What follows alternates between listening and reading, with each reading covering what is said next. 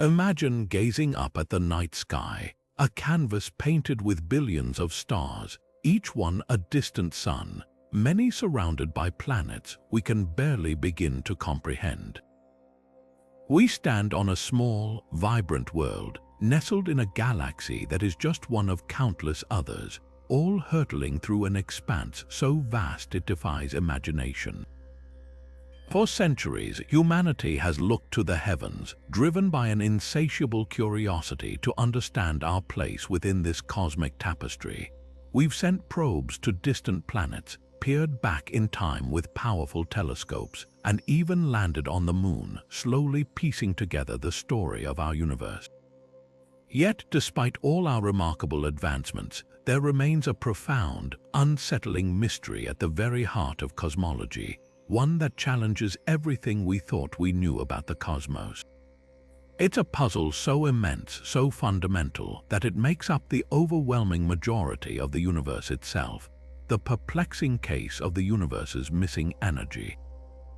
This isn't just about a few lost jewels here and there. We are talking about a monumental deficit. Scientific observations tell us that the visible matter, all the stars, planets, galaxies, and gas clouds that we can see, touch, and measure, accounts for only about 5% of the total energy and matter in the universe. A staggering 95% of everything that makes up reality is utterly invisible to us, undetectable by our current instruments, and largely unknown. This colossal void is where the true enigma lies. Scientists grappling with this cosmic imbalance have given names to these unseen components: dark matter, which exerts a gravitational pull but emits no light or energy, and dark energy, an even more mysterious force that seems to be accelerating the expansion of the universe. These two concepts represent the biggest, most mind-boggling mysteries in modern cosmology, hinting at a universe far stranger and more complex than we ever dared to imagine. What exactly are they, where do they come from, and what 30 theories are currently being explored to explain these elusive components that constitute the vast majority of our reality? Join us on an extraordinary journey as we dive deep into the heart of this cosmic riddle, exploring 30 fascinating theories that attempt to explain the universe's missing energy. From the mind-bending possibilities of extra dimensions and phantom energy to the subtle whispers of modified gravity and exotic particles, each theory offers a unique and compelling perspective on this profound scientific challenge. We'll delve into the brilliant minds of physicists and cosmologists who are tirelessly working to unravel these enigmas, pushing the boundaries of human knowledge and redefining our understanding of reality itself. Prepare to have your perceptions stretched and your curiosity ignited as we venture into the shadowy realms of dark matter and dark energy, exploring concepts that might just hold the key to unlocking the universe's deepest secrets.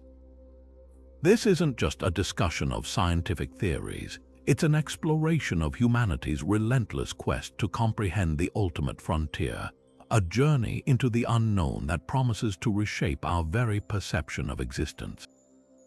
One of the most compelling and, ironically, one of the oldest theories attempting to explain the universe's missing energy centers around something Albert Einstein once called his biggest blunder, the cosmological constant. Initially, Einstein introduced this mathematical term into his equations of general relativity to achieve a static, unchanging universe, which was the prevailing belief at the time. He envisioned a kind of repulsive force that would perfectly counteract gravity, preventing the cosmos from collapsing in on itself.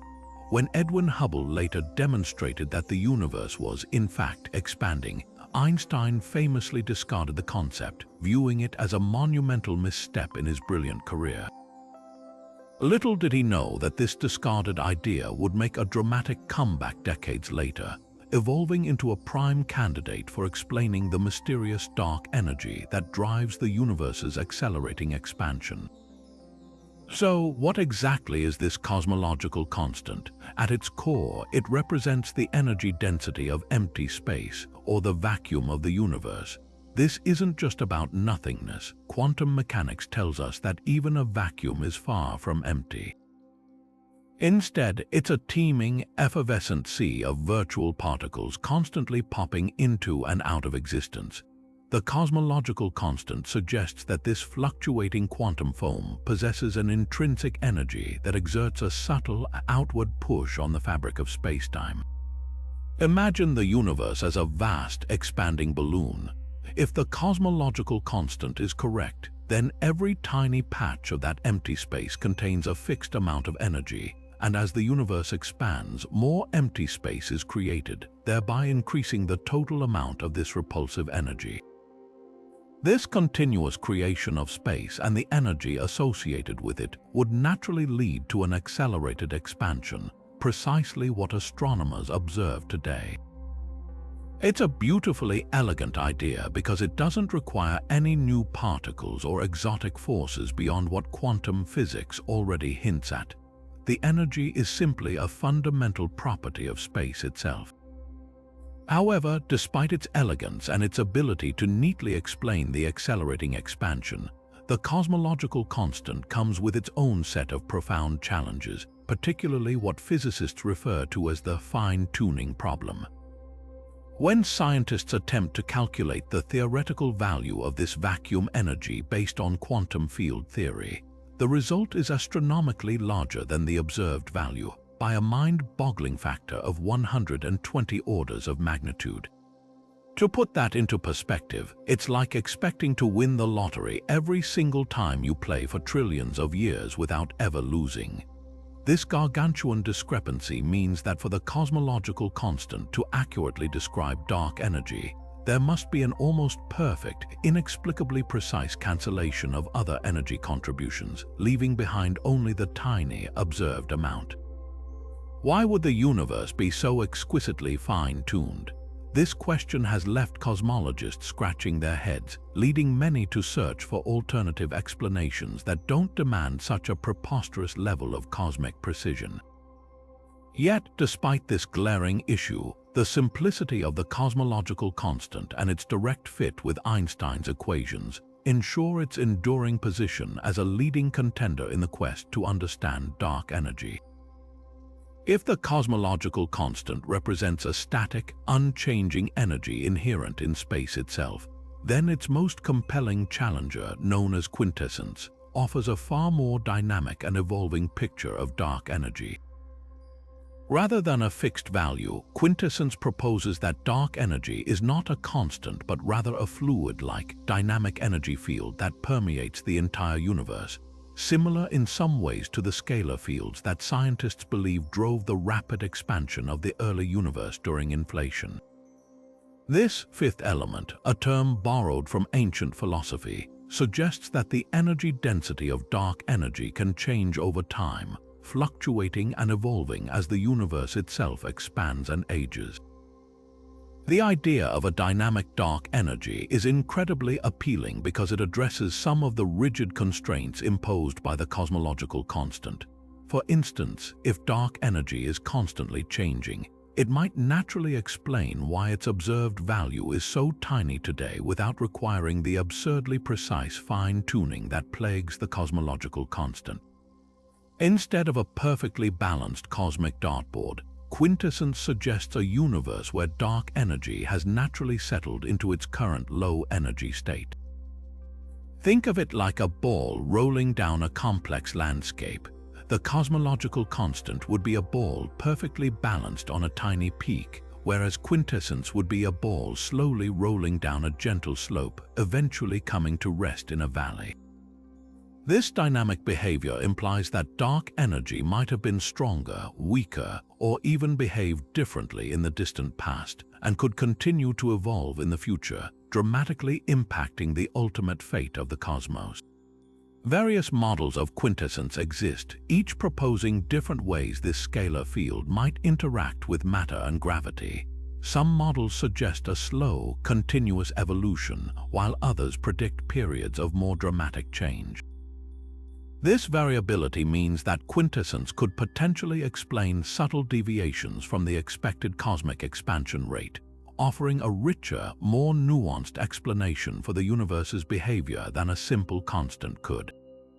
For example, if dark energy indeed varies, future observations of cosmic expansion at different epochs could reveal these fluctuations, providing crucial evidence to distinguish quintessence from the cosmological constant. Imagine astronomers meticulously mapping the universe's growth over billions of years, looking for the telltale signs of this dynamic force. However, quintessence, despite its theoretical elegance and potential to solve the fine-tuning problem, comes with its own set of significant challenges. One of the primary difficulties lies in constructing a theoretical model where this scalar field behaves precisely as observed without requiring its own form of fine-tuning. Unlike the cosmological constant, which is just a single number, quintessence requires an entire field, complete with its own properties and interactions, which means more parameters to juggle. Another hurdle is that current observational data, while consistent with dark energy, does not yet strongly favor a dynamic quintessence over a static cosmological constant. Both theories can explain the accelerating expansion we observe today. Distinguishing between them will require even more precise measurements of the universe's expansion history, probing farther back in time and with greater accuracy. This ongoing quest to differentiate between a fixed property of space and a dynamic, evolving field represents one of the most exciting frontiers in modern cosmology, hinting at whether the universe's ultimate fate is already sealed or if it's still being written by the subtle dance of cosmic energies. While quintessence offers a dynamic yet somewhat gentle evolution for dark energy, there's an even more radical and terrifying possibility lurking in the shadows of cosmological theory: phantom energy. Imagine dark energy not just pushing the universe apart, but doing so with ever-increasing runaway force, a force so potent that it eventually tears apart everything in existence, from galaxies to atoms themselves. This is the chilling premise of phantom energy, an exotic form of dark energy characterized by a negative kinetic term in its theoretical description. In simpler terms, while normal matter and energy and even quintessence have positive pressure that tends to slow down expansion or keep it steady, phantom energy has a form of negative pressure that grows stronger as space expands, accelerating the expansion at an ever-increasing rate. The implications of phantom energy are nothing short of cataclysmic. If it truly dominates the universe, it wouldn't just lead to an endlessly expanding cosmos, it would culminate in an event known as the Big Rip. Picture this: initially, the accelerating expansion driven by phantom energy would start by pulling galaxies apart, overcoming the gravitational bonds that hold clusters together. Then, as the expansion intensifies, individual galaxies would disintegrate, their stars flung into the deepening void. Not stopping there, the force would become so overwhelming that it would tear apart solar systems, then individual planets, reducing them to mere dust. The horrifying climax of the Big Rip would see atoms themselves ripped apart, overcoming the electromagnetic and strong nuclear forces that bind them. Even the fundamental fabric of spacetime would unravel, leaving behind nothing but scattered elementary particles, isolated and utterly alone in an infinitely expanding, desolate universe. It's a truly bleak end scenario, painting a stark contrast to the more conventional Big Freeze or Big Crunch fates. The theoretical basis for phantom energy emerges from exploring the extreme edges of what quantum field theory allows. While it seems to violate some fundamental principles, particularly related to energy conditions, physicists continue to study it because it provides a mathematical solution that fits certain interpretations of observational data. The allure of phantom energy lies in its ability to explain the universe's accelerating expansion without resorting to the fine-tuning issues of the cosmological constant or the complex field dynamics of quintessence. Instead, it posits a fundamental property that simply scales up with expansion. However, the theoretical challenges it poses are immense. Does its existence imply a violation of the laws of thermodynamics? Can it truly emerge from a more fundamental theory of quantum gravity? These are questions that keep theoretical physicists up at night, knowing that while a mathematical solution exists, its physical plausibility remains a massive hurdle. Despite its terrifying implications and theoretical contortions, phantom energy remains a fascinating subject because current observational limits still allow for its possibility, albeit within increasingly tight constraints. Astronomers are meticulously measuring the expansion rate of the universe, looking for telltale signs of this runaway acceleration. If there were a slight increase in the rate of acceleration over time, beyond what a cosmological constant would predict, it could hint at the presence of phantom energy. The constant refinement of cosmological models and the accumulation of more precise data from missions like the Hubble Space Telescope and future observatories are key to ruling out or confirming such extreme possibilities. The quest isn't just about identifying what dark energy is. It's about understanding the very destiny of our universe, whether we face a gentle fade into nothingness, a fiery rebirth, or the violent tearing apart by phantom energy. The answer lies in discerning the true nature of this mysterious cosmic force. While phantom energy paints a dramatic picture of the universe's ultimate fate, the theories we've discussed so far assume that Einstein's theory of general relativity, our current understanding of gravity, is fundamentally correct. But what if the problem isn't with dark energy or dark matter at all, but rather with our very conception of gravity itself? This radical idea forms the basis of modified Newtonian dynamics, or MOND, a compelling alternative to dark matter that challenges one of the core pillars of modern cosmology. MOND proposes that Newton's laws of gravity, and by extension Einstein's, don't quite hold up under certain extreme conditions, specifically at incredibly low accelerations, such as those found on the outskirts of galaxies. The story of MOND begins with the persistent problem of galactic rotation curves. For decades, astronomers observed that stars on the outer edges of spiral galaxies were orbiting much faster than they should, based on the visible matter present. If gravity worked as expected, these stars should be flung out into intergalactic space.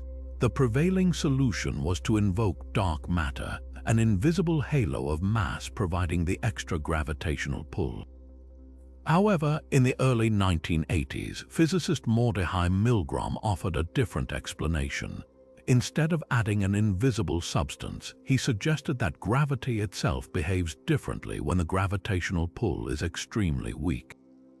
Specifically, below a certain critical acceleration value, gravity doesn't fall off as steeply with distance as Newton predicted, becoming effectively stronger than expected. This means that the outer stars of galaxies would experience a stronger gravitational tug, eliminating the need for vast amounts of unseen dark matter. The success of MOND in explaining these galactic rotation curves has been one of its strongest selling points. It not only fits the observed rotation patterns beautifully, but it does so without introducing any new, undetectable particles. MOND often predicts the rotation curves of galaxies from their visible matter alone, a feat that standard dark matter models sometimes struggle with without significant fine-tuning. It's an elegant solution in its simplicity, suggesting that the missing energy isn't missing at all, but rather our understanding of the fundamental force holding the universe together is incomplete. Think of it like this: for centuries, Newton's laws worked perfectly for apples falling from trees or planets orbiting the sun. But as we observe the universe on incredibly vast scales with incredibly weak gravitational fields, MOND suggests that a subtle, universal adjustment to gravity's rules becomes necessary, much like Einstein's relativity did for objects moving at speeds close to light. Yet, despite its triumphs on the galactic scale, MOND faces significant hurdles when applied to larger structures and the universe as a whole. While it explains individual galaxies well, it struggles to account for the dynamics of galaxy clusters. These colossal agglomerations of galaxies show a much larger discrepancy between their visible mass and their gravitational effects than MOND alone can explain. In these larger systems, even MOND requires some form of unseen mass, albeit less than the standard dark matter model. More critically, MOND has difficulty explaining phenomena like gravitational lensing, where the bending of light around massive objects indicates a distribution of mass that doesn't align with visible matter, a phenomenon dark matter explains quite naturally. Furthermore, MOND currently lacks a robust theoretical foundation within the framework of a relativistic theory of gravity, making it challenging to integrate with our understanding of the early universe and the cosmic microwave background radiation.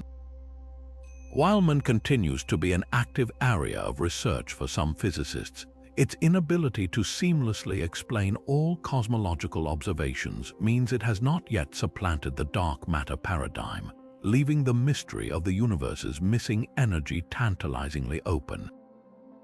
While MOND offers a compelling alternative to dark matter by modifying gravity, the mainstream scientific community largely continues its search for a particle-based solution to the cosmic missing mass. One of the most elegant and widely pursued theoretical frameworks attempting to explain dark matter is supersymmetry, often abbreviated as SUSY. This isn't just an ad hoc invention to explain away the missing mass, it's a profound extension of the standard model of particle physics, our most successful theory describing the fundamental particles and forces of the universe. Supersymmetry fundamentally proposes that for every known particle in the standard model, there exists a heavier, superpartner. So, for every quark there's a squark, for every electron there's a selectron, for every photon there's a photino, and so on. These superpartners haven't been observed yet, suggesting that if they exist, they must be significantly more massive than their standard model counterparts. The beauty of supersymmetry, beyond its theoretical elegance in unifying forces and solving some internal inconsistencies within the standard model, is that it naturally provides a perfect candidate for dark matter. In many supersymmetric models, there's a property called R-parity, which dictates that superpartners can only be created or destroyed in pairs, and the lightest of these superparticles, often referred to as the lightest supersymmetric particle, or LSB, would be stable. If the LSB is stable, electrically neutral, and interacts only very weakly with ordinary matter, it fits the description of dark matter perfectly. Imagine a universe teeming with these invisible, stable LSBs, constantly zipping through us without ever interacting or giving away their presence, yet collectively exerting the gravitational pull that shapes galaxies and galaxy clusters. This concept provides a clean, particle-based explanation for the missing mass without needing to tinker with the laws of gravity. The hunt for these elusive superparticles, particularly the LSB, is one of the most exciting and challenging endeavors in modern physics. Scientists are actively pursuing several avenues to detect them. One primary approach involves particle colliders, most notably the Large Hadron Collider, or LHC, at CERN. By smashing protons together at incredibly high energies, physicists aim to recreate the conditions of the early universe, hoping to produce these heavy superparticles. If superparticles are created in these collisions, they would immediately decay into lighter, stable LSBs, which would then escape the detectors without a trace, leaving behind only an imbalance of energy and momentum in the collision. Detecting this missing energy signature is a key way scientists look for evidence of supersymmetry and potential dark matter particles. While the LHC has yet to definitively find any superpartners, the search continues with upgraded experiments and higher energies, pushing the boundaries of what we can probe. Another crucial strategy involves direct dark matter detection experiments. These are typically highly sensitive detectors, often buried deep underground in old mines to shield them from cosmic rays and other background noise.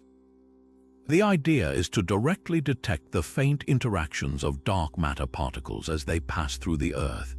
If a dark matter particle, such as an LSP, were to occasionally collide with the nucleus of an atom in the detector material, it would impart a tiny amount of energy, creating a faint recoil that could be measured.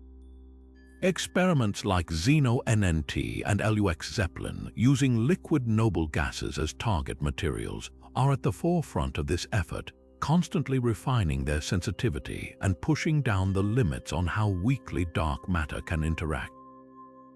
While no definitive direct detection has been made yet, the constant improvement in technology and the increasing precision of these experiments continue to narrow down the possible properties of dark matter, slowly chipping away at the mystery.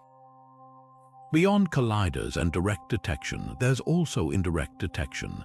This involves looking for the products of dark matter annihilation or decay in space. If dark matter particles are their own antiparticles, or if they decay into other particles, they might produce observable photons, neutrinos, or other standard model particles.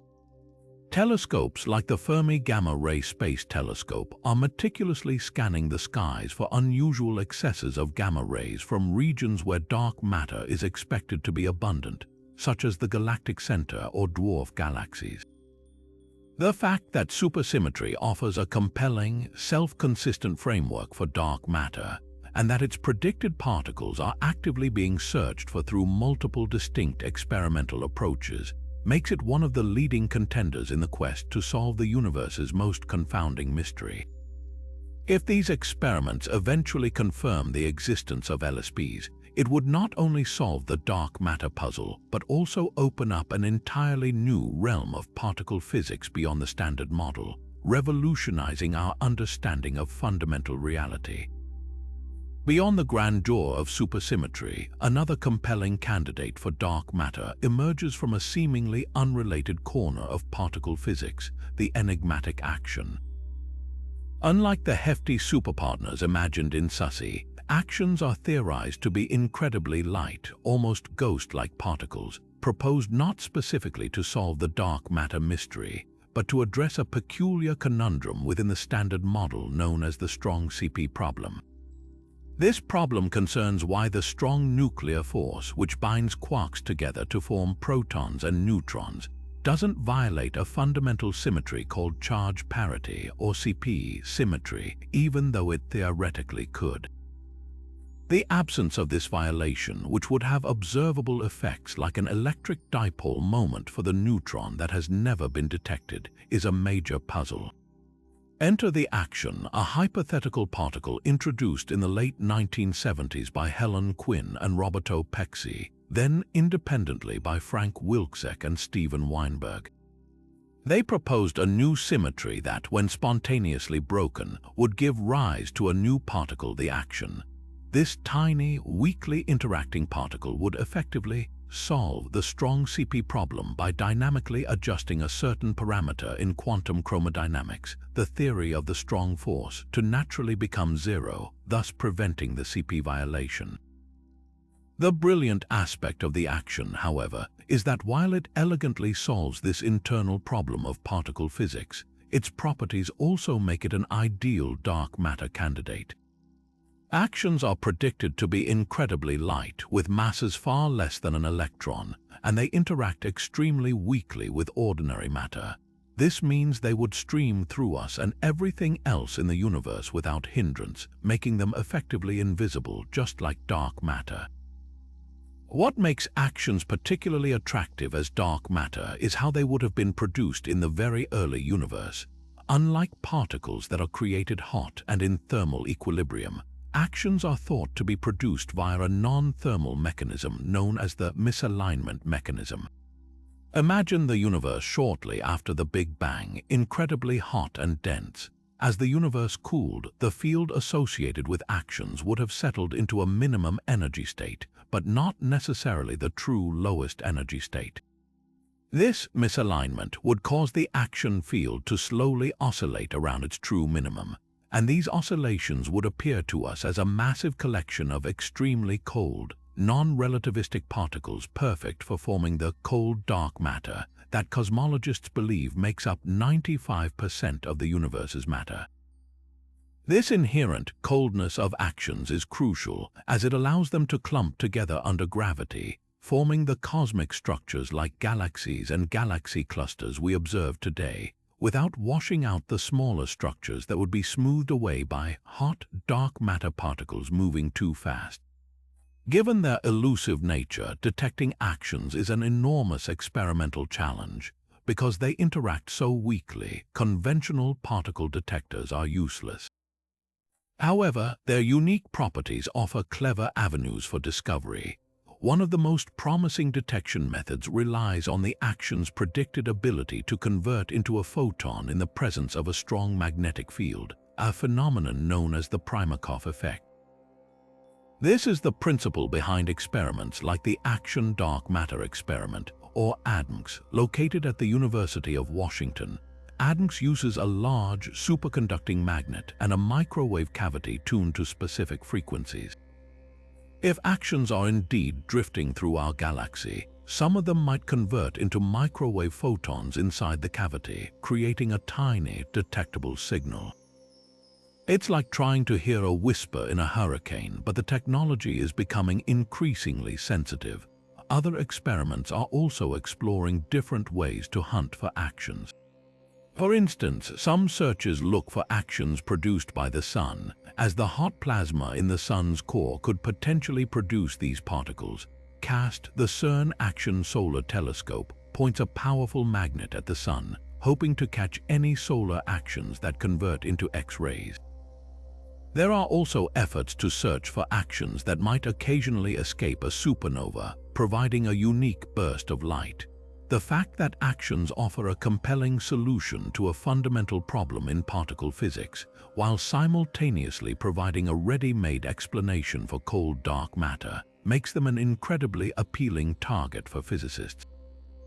While the search continues, the potential discovery of axions would not only unveil a new fundamental particle, but also provide a profound new insight into the composition of our universe, bridging two seemingly disparate mysteries in the realm of fundamental physics.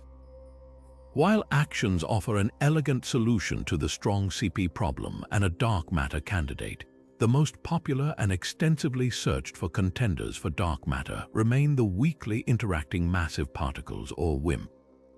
For decades, WIMP have been the leading hypothesis in the quest to identify the mysterious invisible mass that dominates the universe. Unlike axions, which are incredibly light, WIMP are theorized to be significantly heavier particles, perhaps tens to thousands of times the mass of a proton, and as their name suggests, they interact with ordinary matter only through the weak nuclear force and gravity. This characteristic interaction, or lack thereof, is precisely why they are so hard to detect and yet so compelling as dark matter candidates. They are massive enough to cluster gravitationally and form the halos around galaxies, and their weak interactions ensure they do not emit, absorb, or reflect light, rendering them truly dark. The appeal of WIMP extends far beyond simply fitting the observational criteria for dark matter. Their existence is not just a speculative invention to solve a cosmological problem. WIMP naturally emerge from various extensions to the standard model of particle physics, particularly from supersymmetry.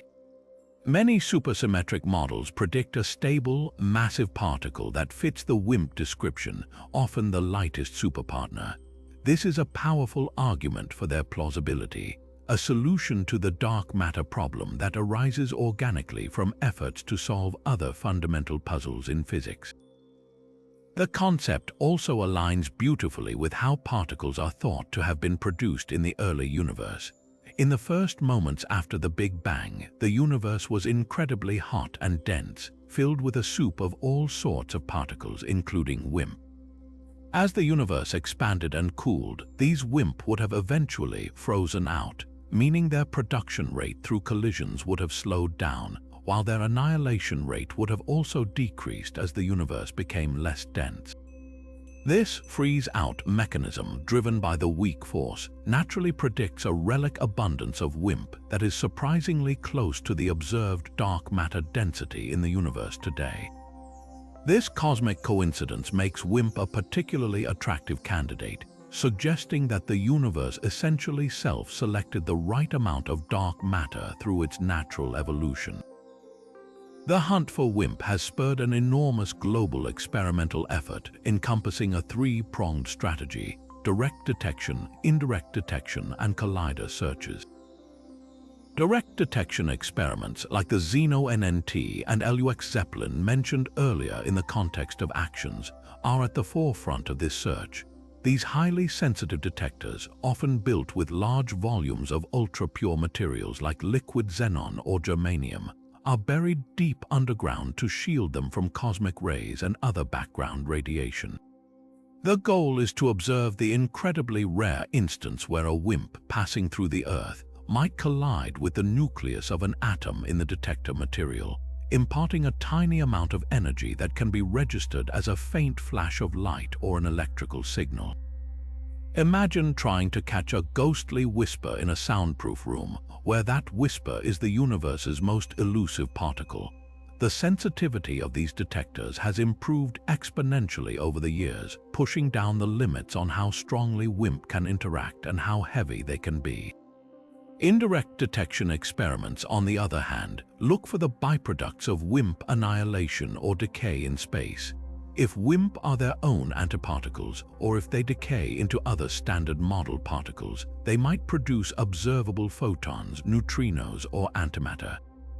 Space-based telescopes like the Fermi Gamma Ray Space Telescope and the Alpha Magnetic Spectrometer, or AMS-02, on the International Space Station, meticulously scan the cosmos for unusual excesses of gamma rays, positrons, or antiprotons from regions where dark matter is expected to be abundant, such as the galactic center, dwarf galaxies, or even galaxy clusters. A signature pattern or energy spectrum in these particles could provide compelling evidence for WIMP annihilation. Finally, collider searches, primarily at the Large Hadron Collider, or LHC, aim to directly produce WIMP by smashing protons together at extremely high energies. If WIMP are created in these collisions, they would escape the detectors without interaction, appearing as missing energy in the collider's event records. Physicists then analyze these events, looking for characteristic signatures that would imply the creation of a new, weakly interacting particle heavier than anything in the standard model. Despite decades of intense searching and the construction of increasingly sensitive experiments, the relentless pursuit of WIMP has so far yielded null results. No definitive WIMP signal has been detected in any of the direct, indirect, or collider searches. This lack of discovery, known as the WIMP miracle problem, has profoundly impacted the field of dark matter research. While it hasn't completely ruled out WIMP, the possible parameter space for their mass and interaction strength is still vast. It has certainly narrowed the window of possibilities and forced physicists to reconsider their assumptions. The absence of a clear signal has led many to explore alternative dark matter candidates, such as the axions we just discussed, or even more exotic possibilities. It has also spurred a debate about whether the very concept of a WIMP might be flawed, or if their interactions are even weaker than previously thought. The ongoing null results from these cutting-edge experiments are not failures but rather crucial progress, pushing the boundaries of our knowledge and guiding the scientific community towards new and potentially groundbreaking avenues in the quest to unveil the universe's most profound and persistent secret.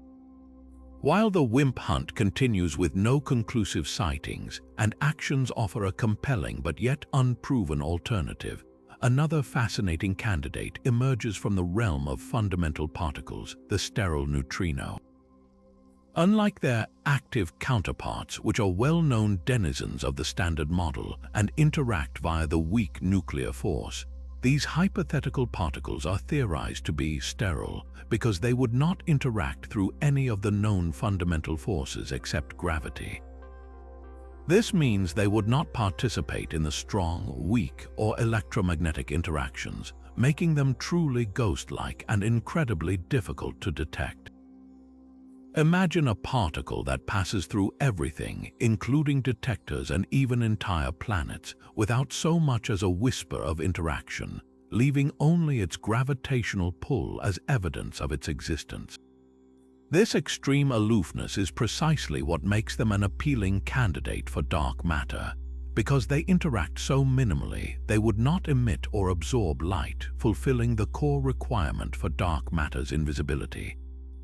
The concept of sterile neutrinos isn't just an ad hoc fix for dark matter. It arises from attempts to explain other puzzles in particle physics, most notably the phenomenon of neutrino oscillations. We know that the three known types of neutrinos, electron, muon, and tau, can transform into one another as they travel through space. This oscillation implies that neutrinos must have mass, even though the original standard model predicted them to be massless. Introducing sterile neutrinos, which would be right-handed, a property related to their spin that differs from the left-handed active neutrinos, provides a natural mechanism for generating the tiny, observed masses of active neutrinos through a process called the seesaw mechanism. In this theoretical framework, the much heavier sterile neutrinos would mix with the lighter active neutrinos, imparting a small mass to them. This elegance, solving two problems at once, neutrino mass and dark matter, lends significant theoretical appeal to the sterile neutrino hypothesis. What makes sterile neutrinos particularly interesting as a dark matter candidate is their potential to be warm dark matter, a middle ground between the cold dark matter like WIMP or axions and hot dark matter like active neutrinos, which move too fast to form cosmic structures. If sterile neutrinos were created with a certain amount of energy in the early universe, they could have moved fast enough to smooth out small-scale density fluctuations, preventing the formation of too many small dwarf galaxies. This is important because current cosmological simulations predict far more small dwarf galaxies than astronomers actually observe. So, if sterile neutrinos constitute a significant portion of dark matter, they could help resolve this small-scale crisis of cosmology. This unique property of being warm dark matter, which allows them to wash out structures on smaller scales while still clumping on larger scales, provides a potential observational signature that sets them apart from purely cold dark matter candidates. Furthermore, sterile neutrinos might offer tantalizing explanations for certain astrophysical anomalies that hint at their existence. One of the most promising avenues for detection involves looking for their decay products. Although sterile neutrinos are incredibly long-lived, far longer than the age of the universe, they are not absolutely stable. They could, on exceedingly rare occasions, decay into an active neutrino and a single photon. This photon would have a very specific low energy, essentially appearing as an X-ray with a characteristic energy signature. Over the past decade, astronomers have been meticulously searching for these faint X-ray emissions from regions where dark matter is expected to be abundant, such as galaxy clusters or the Milky Way's galactic center. In 2014, a specific X-ray emission line at 3.5 kiloelectronvolts was observed in several galaxy clusters and also from the Andromeda galaxy, sparking considerable excitement. While this 3.5 keV line remains an unconfirmed mystery and alternative astrophysical explanations exist, it has fueled the hypothesis that it could be the long-sought decay product of a sterile neutrino with a mass of about 7 kiloelectronvolts, making it a prime target for continued investigation. The quest to detect sterile neutrinos is an intense, multi-pronged effort. Beyond the X-ray searches, particle physicists are exploring other ingenious ways to confirm their existence. Some experiments aim to create sterile neutrinos in high-energy particle accelerators, looking for their subtle effects on known particle interactions, or trying to detect tiny kinks in the energy spectra of active neutrinos produced in laboratory settings. Other proposed experiments involve looking for the influence of sterile neutrinos on the patterns of the cosmic microwave background radiation, the afterglow of the Big Bang, or their impact on the distribution of matter in the universe. The subtlety of their interactions means that these experiments require extraordinary precision and sensitivity. The ongoing search for the 3.5 keV X-ray line, combined with various laboratory and astrophysical probes, illustrates the determined effort to uncover these elusive particles. If confirmed, the sterile neutrino would not only revolutionize our understanding of dark matter, but also unveil a new sector of reality, fundamentally expanding the Standard Model and deepening our grasp of the universe's most fundamental constituents. While sterile neutrinos and WIMP represent new, exotic particles, another intriguing candidate for dark matter looks to objects we already understand, albeit in an extreme form: primordial black holes. Imagine the very early universe not as the relatively smooth expanse we see today, but as a tumultuous, chaotic environment with immense density fluctuations. In this incredibly hot and dense, rapidly expanding cosmic soup, tiny regions might have become so dense that they spontaneously collapsed under their own gravity, not into stars but directly into black holes. These primordial black holes, or PBH, would have formed much earlier than stellar mass black holes, perhaps within the first second after the Big Bang, long before the first stars ever ignited. The idea is that these remnants of the universe's infancy, ranging in size from microscopic to stellar masses, could collectively account for the elusive dark matter that pervades our cosmos. The formation mechanisms for primordial black holes are tied to the physics of the early universe. One leading theory suggests they could have formed from large density fluctuations during the inflationary epoch, a period of extremely rapid expansion just fractions of a second after the Big Bang. If inflation didn't smooth out the universe perfectly, but left behind some ultra-dense regions, these overdensities could have directly collapsed into black holes.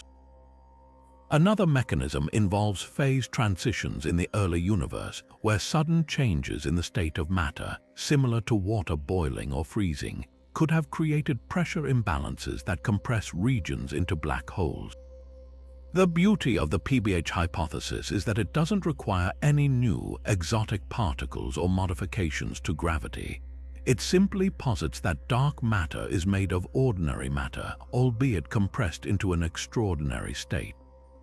The size of these primordial black holes is a crucial factor, as it dictates how we might detect them and whether they remain viable dark matter candidates. If they are very small, less than about 10 to the power of 11 kilograms, they would have already evaporated by now due to Hawking radiation, a quantum phenomenon where black holes slowly lose mass over time. So, if PBHs are dark matter, they must be larger than this threshold. However, if they are too large, say hundreds of solar masses or more, their gravitational effects would be easily observable through phenomena like gravitational lensing, where the light from background galaxies is bent and distorted by the massive foreground object. Observational constraints from these large lenses have largely ruled out PBHs in the higher mass ranges as the sole component of dark matter, though they could still make up a small fraction. The most exciting and precise constraints on primordial black holes come from microlensing observations. Microlensing occurs when a compact, massive object like a black hole passes directly in front of a distant star. Even if the black hole is invisible, its gravity will briefly magnify the light from the background star, causing it to brighten temporarily. Several large-scale astronomical surveys, such as the MACHO Massive Astrophysical Compact Halo Objects and OGLE Optical Gravitational Lensing Experiment projects, have meticulously monitored millions of stars in the Milky Way's halo and the Magellanic Clouds, searching for these characteristic brightening events. While these surveys have detected some microlensing events, they have largely ruled out primordial black holes in the mass range from about 1/100th of a solar mass to 10 solar masses, as making up a significant fraction of dark matter. If dark matter were composed entirely of primordial black holes in this range, we should have seen many more microlensing events than we have. However, there remain two windows where primordial black holes could still account for a substantial portion, if not all, of dark matter. One window is for very light PBHs, roughly the mass of an asteroid, around 10 to the power of 17 to 10 to the power of 23 grams. These are too small to cause detectable microlensing events and too large to have evaporated by now. The other window is for very large PBHs, around 10 to 1,000 solar masses, which would be too rare to cause frequent microlensing but might be detectable through gravitational waves. The advent of gravitational wave astronomy, particularly through experiments like LIGO Laser Interferometer Gravitational Wave Observatory and Virgo, has opened a new frontier for testing the PBH hypothesis. These observatories detect ripples in spacetime caused by the merger of massive objects like black holes. While LIGO has detected numerous mergers of stellar mass black holes, the rates and mass distributions observed so far do not align perfectly with what would be expected if PBHs were the entirety of dark matter in those specific mass ranges. However, ongoing and future gravitational wave experiments will continue to refine these constraints, potentially opening or closing these remaining windows of possibility. Despite the challenges and observational constraints, primordial black holes remain a viable and incredibly intriguing candidate for dark matter. They offer a fundamentally different approach to the problem compared to exotic particles, leveraging known physics and objects rather than requiring new additions to the standard model. The ongoing refinement of microlensing surveys, the increasing sensitivity of gravitational wave detectors, and the development of new observational techniques will continue to test this fascinating hypothesis, nudging us closer to understanding whether the universe's missing mass is made of unseen particles or ghost remnants from its very first moments. So far, we've explored theories that either propose new particles for dark matter or suggest modifications to our understanding of gravity. But what if the missing energy isn't missing at all, and our universe isn't as complete as we perceive it to be? This mind-bending possibility leads us to theories involving extra dimensions, where gravity isn't confined to the 4 dimensions we know and experience, 3 of space and 1 of time, but instead leaks into hidden, higher dimensions beyond our immediate grasp. Imagine our universe as a 2-dimensional sheet, like a piece of paper, floating in a much larger, 3-dimensional room. We can only move along the surface of the paper, unaware of the vastness above and below us. Now picture gravity as something that can spill off that paper, weakening its influence within our seemingly confined reality. This radical concept offers a fresh perspective on both dark energy and dark matter, suggesting they might be manifestations of gravity interacting with these unseen spatial realms.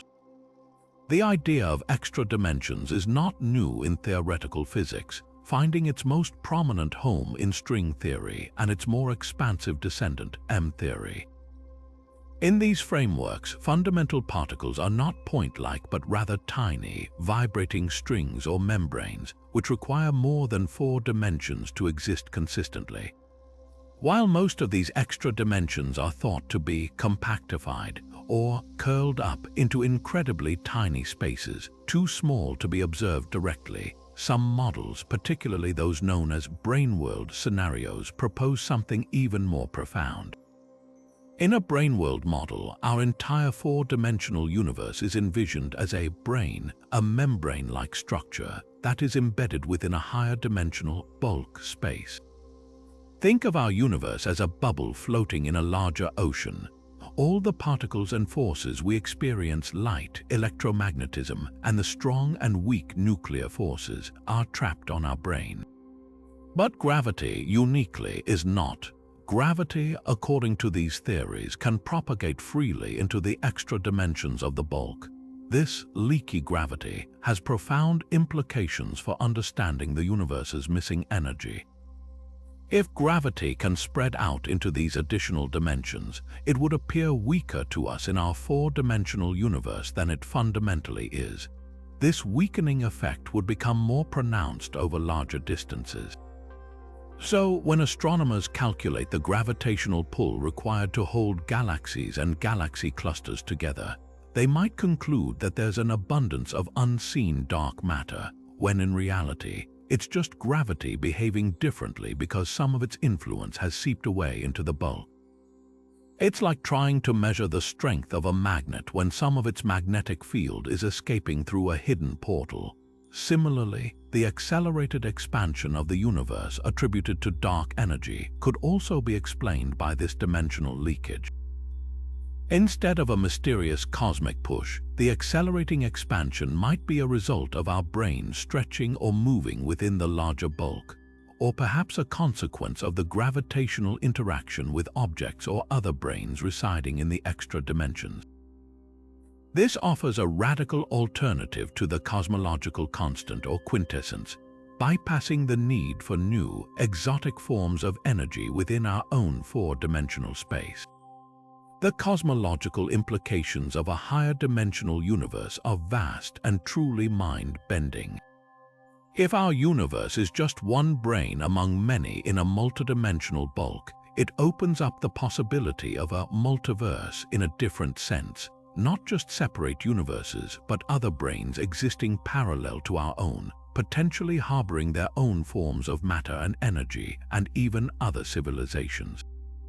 Collisions between these brains could be responsible for the Big Bang itself, or even introduce new physics into our universe. Furthermore, these extra dimensions could influence fundamental constants, particle masses, and the very laws of physics we observe, potentially providing solutions to other long-standing puzzles beyond dark energy and dark matter. For example, the extreme weakness of gravity compared to other fundamental forces, known as the hierarchy problem, could find a natural explanation if gravity's strength is diluted by its spread through extra dimensions, while other forces are confined to our brain. The challenge for theories involving extra dimensions lies in finding testable predictions. How do we detect something that exists beyond our four-dimensional perception? One potential avenue is modifications to gravity at very small distances. If extra dimensions are curled up, they might become accessible to gravity at scales smaller than a millimeter, leading to deviations from Newton's inverse square law. Laboratory experiments are meticulously searching for these tiny gravitational anomalies. Another possibility is the production of microscopic black holes at particle colliders like the LHC, if the extra dimensions lower the energy scale for their creation.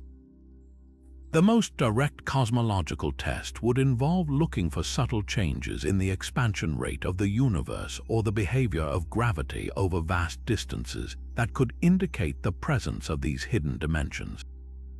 While purely theoretical at the moment, the ongoing quest for a unified theory of everything and the persistent mysteries of dark energy and dark matter keep the tantalizing prospect of extra dimensions firmly on the table, inviting us to imagine a universe far richer and more intricate than our senses currently allow. While extra dimensions offer a way for gravity to leak out of our universe, there's an even more mind-bending concept from the realm of quantum gravity that completely flips our understanding of reality, the holographic principle.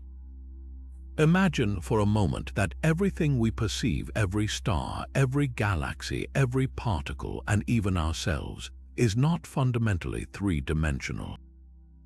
Instead, what if it's all just a detailed projection from a distant two-dimensional surface? This radical idea, born from the study of black holes and quantum gravity, suggests that the entire three-dimensional universe, with all its complexities and phenomena, is merely a holographic image encoded on a faraway two-dimensional boundary.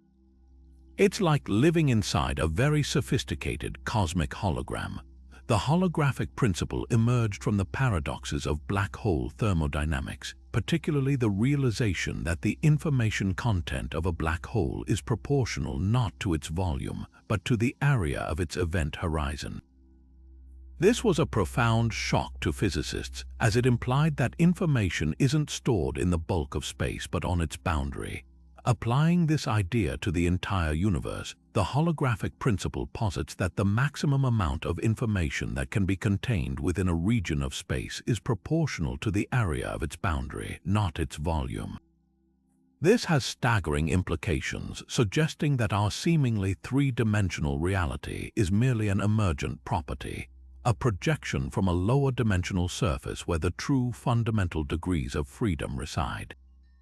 Think of it like a finely detailed two-dimensional image on a computer screen that gives the illusion of depth. Now, how could such a bizarre concept possibly explain the universe's missing energy, particularly dark energy? The answer lies in the principle's ability to impose a fundamental limit on the amount of energy that can exist in empty space, thereby addressing the cosmological constant problem, or the vacuum catastrophe. As we discussed, quantum field theory predicts a colossal amount of vacuum energy, far exceeding what we observe as dark energy. However, if the universe is indeed a hologram, then there's an inherent limit to how much information can be stored within any given volume of space. This information limit directly translates into an energy density limit.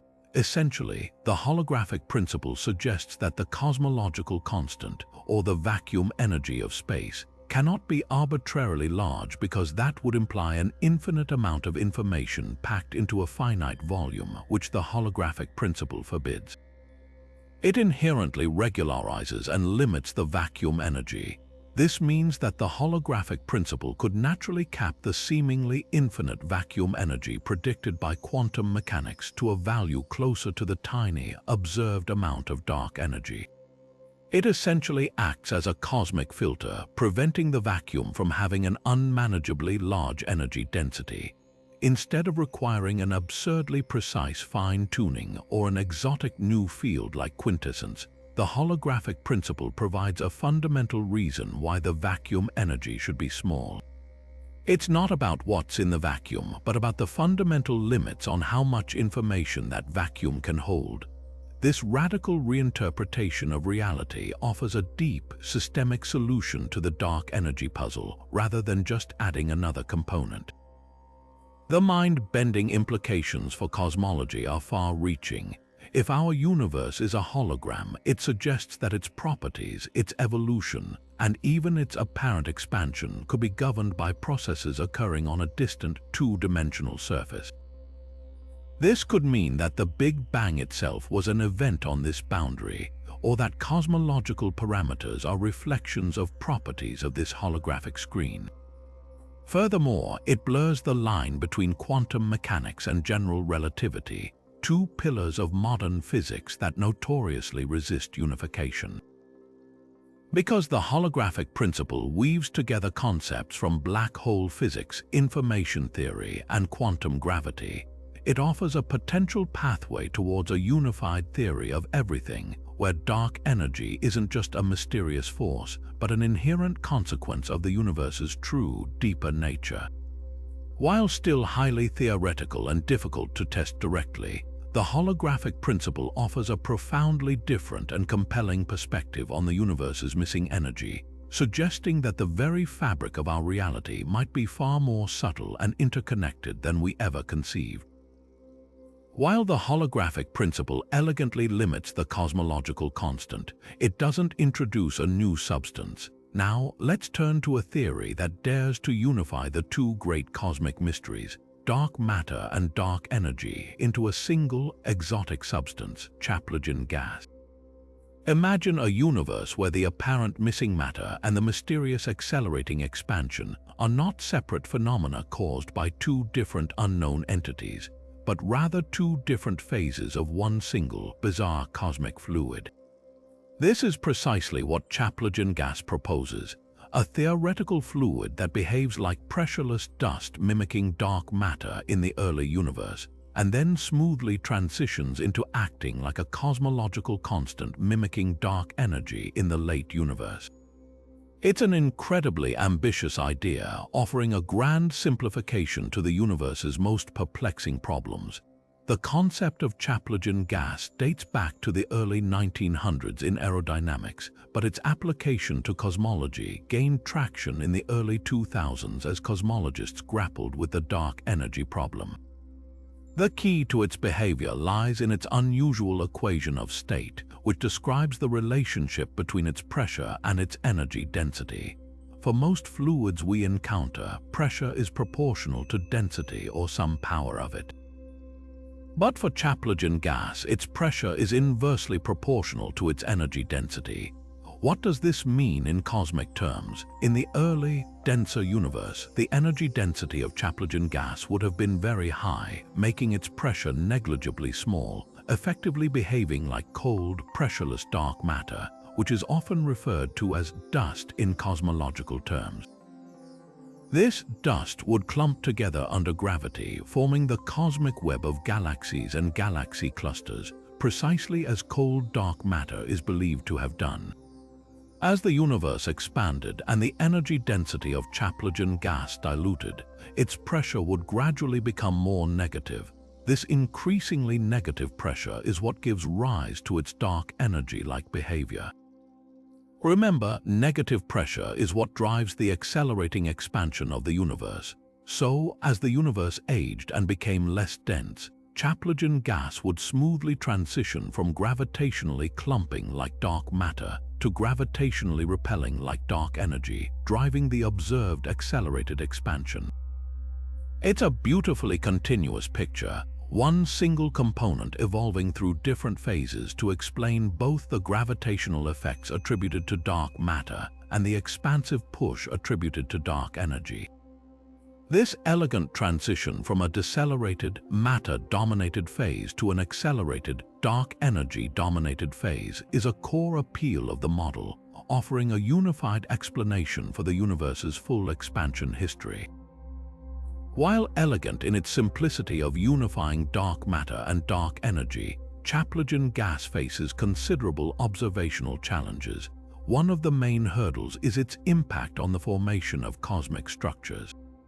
Standard cosmological models with separate dark matter and dark energy components accurately predict the distribution of matter in the universe, from the clustering of galaxies to the precise anisotropies in the cosmic microwave background radiation. Chaplygin gas, with its unified nature, tends to smooth out these density fluctuations more than is observed, especially on smaller scales. Because it transitions from dust-like to negative pressure, it affects the growth of structures differently than a universe with separate, non-interacting dark matter and dark energy. Precise measurements of the cosmic microwave background, large-scale structure, and gravitational lensing have placed tight constraints on the properties of Chaplygin gas, making it increasingly difficult for it to be the sole explanation for both phenomena. In essence, while it offers intellectual appeal, the universe appears to prefer two distinct, separate entities acting as dark matter and dark energy.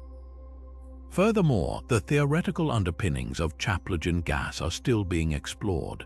While its equation of state is mathematically consistent, finding a fundamental particle physics explanation for such a fluid remains elusive. It doesn't naturally emerge from well-established theories like supersymmetry or string theory in the same way some other dark matter or dark energy candidates do.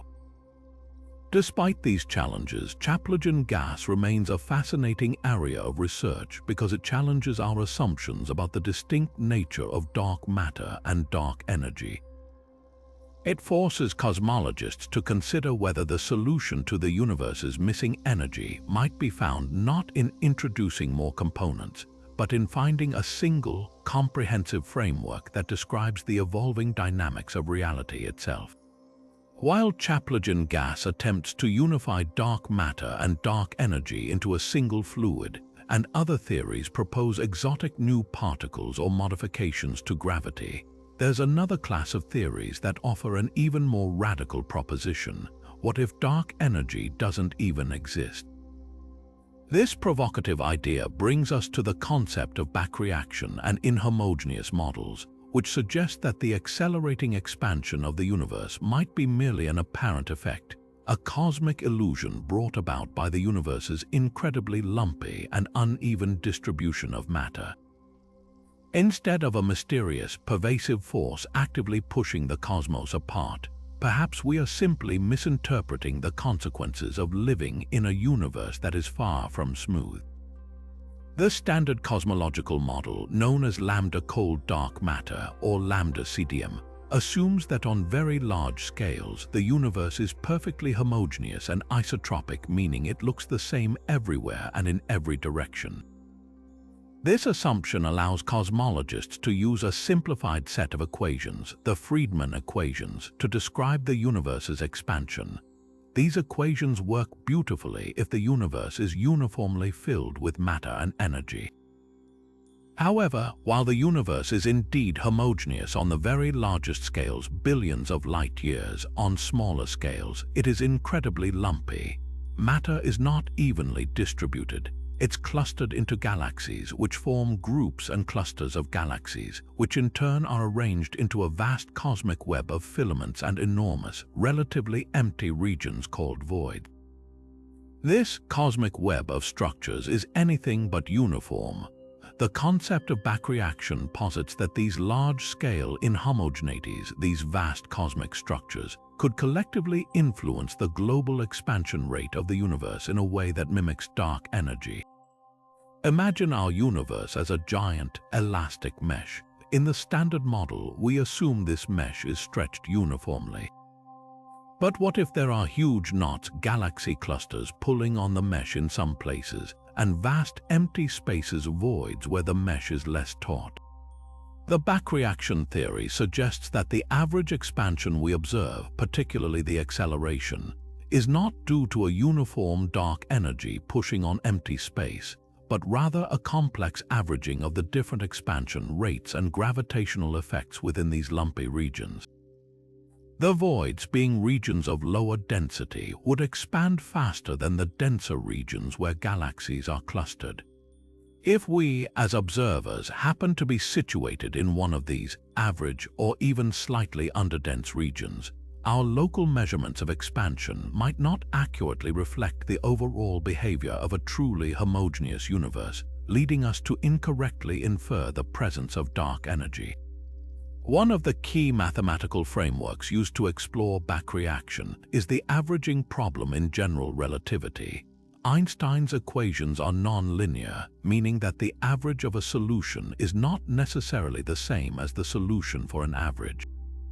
In simpler terms, you can't just average out all the lumps and bumps of the universe and then plug that average into the Friedmann equations to get an accurate picture of the global expansion. Instead, the individual gravitational effects of these lumps and voids feed back onto the spacetime metric itself, influencing the overall geometry and dynamics of the universe. This backreaction from small-scale inhomogeneities could, in principle, generate an effective cosmic acceleration without the need for an exotic dark energy component. It's a bit like trying to describe the average behavior of a turbulent ocean by just looking at its surface. The underlying currents and eddies, the inhomogeneities, might be driving larger-scale phenomena not immediately apparent from a simple average.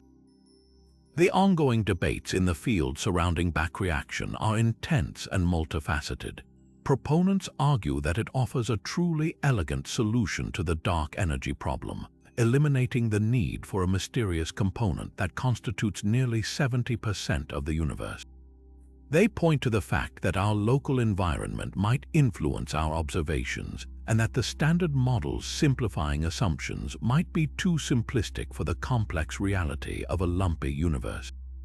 They are developing sophisticated numerical simulations to model the universe's evolution without assuming homogeneity, trying to see if these models naturally produce an accelerated expansion.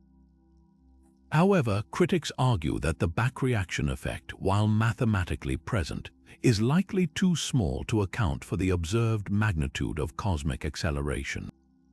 They maintain that the universe is sufficiently homogeneous on large scales for the standard Friedmann equations to be a very good approximation. Furthermore, generating a significant backreaction effect that matches observations without violating other cosmological constraints, such as the observed smoothness of the cosmic microwave background radiation, remains a significant challenge. Differentiating between a real dark energy and an apparent acceleration caused by backreaction requires incredibly precise measurements of the universe's expansion history and detailed maps of its large-scale structure. It is a testament to the scientific process that such a fundamental challenge to the prevailing cosmological paradigm is actively being pursued, pushing the boundaries of our understanding of cosmic dynamics. If the universe's lumpiness could trick us into seeing dark energy, then perhaps gravity itself is playing a cosmic trick on us, disguising dark matter as a fundamental force when it's something entirely different. This radical notion leads us to one of the most intellectually provocative theories in recent cosmology, emergent gravity. Championed by Dutch theoretical physicist Erik Verland, this concept argues that gravity is not a fundamental force of nature, like electromagnetism or the strong and weak nuclear forces, but rather an emergent phenomenon, a statistical effect arising from the underlying microscopic degrees of freedom of spacetime. Imagine gravity not as a direct pull, but as a kind of thermodynamic pressure, much like temperature emerges from the random motion of countless air molecules. This perspective offers a profound reinterpretation of gravity and, crucially, a natural explanation for the effects attributed to dark matter without needing to invent any new particles. Verland's theory of emergent gravity takes inspiration from the holographic principle, which we discussed earlier, and the thermodynamics of black holes. He posits that gravity arises from changes in the amount of information, or entropy, associated with the positions of matter within spacetime. When matter moves, it changes the distribution of information in the universe, and this change manifests as a gravitational force. The genius of Verland's approach is that it naturally accounts for the mysterious missing mass in galaxies and galaxy clusters. In his framework, the gravitational force at very large distances or at very low accelerations, precisely where dark matter effects become prominent, deviates from Newton's law. Instead of needing invisible dark matter to explain why galaxies spin faster than expected, Verland's theory suggests that the gravitational field itself is somehow enhanced due to the way information is distributed and changes in these regions. It's as if the dark matter effect is an intrinsic consequence of gravity's emergent nature in environments where matter is sparse and widely distributed, a kind of gravitational afterglow. To understand this better, consider the phenomenon of galactic rotation curves once more. According to Verland, when you are observing stars on the outer edges of a galaxy where the gravitational field is weak, the standard Newtonian gravity isn't the full picture. Instead, the emergent nature of gravity means that the effective gravitational force is greater than what our current models predict based solely on visible matter. This effectively mimics the presence of a dark matter halo without actually needing any dark matter particles. It's a bit like explaining why a crowd moves in a certain direction, not by saying each person is pulled by an invisible string, but by understanding that the collective movement emerges from local interactions and the overall density of the crowd. Verland's work suggests that the missing gravitational pull is not due to extra mass, but due to a deeper understanding of how gravity itself operates on cosmic scales. This theoretical elegance of explaining a major cosmic puzzle without introducing new, unseen entities is a huge draw for many physicists.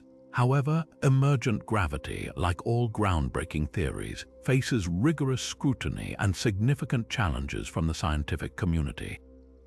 One of the primary criticisms is that Verland's theory is still largely qualitative and lacks a precise, fully developed mathematical framework that can make concrete, testable predictions across all cosmological scales, from the early universe to the present day. While it shows promise in explaining galactic rotation curves, it needs to consistently explain other phenomena traditionally attributed to dark matter, such as gravitational lensing in galaxy clusters, or the precise patterns observed in the cosmic microwave background radiation. Furthermore, the concept of emergent gravity needs to be rigorously unified with the principles of quantum mechanics, a monumental task that has eluded physicists for decades. It's a bold claim to say gravity isn't fundamental, and such a claim requires an equally bold and comprehensive theoretical foundation. Despite these challenges, the scientific community is actively seeking ways to test Verlaine's ideas. One way is to look for subtle deviations in gravitational lensing patterns that would contradict the predictions of dark matter and align with emergent gravity. Precise measurements of galaxy cluster dynamics and the distribution of matter in the universe could also reveal inconsistencies with the standard dark matter paradigm that emergent gravity might explain.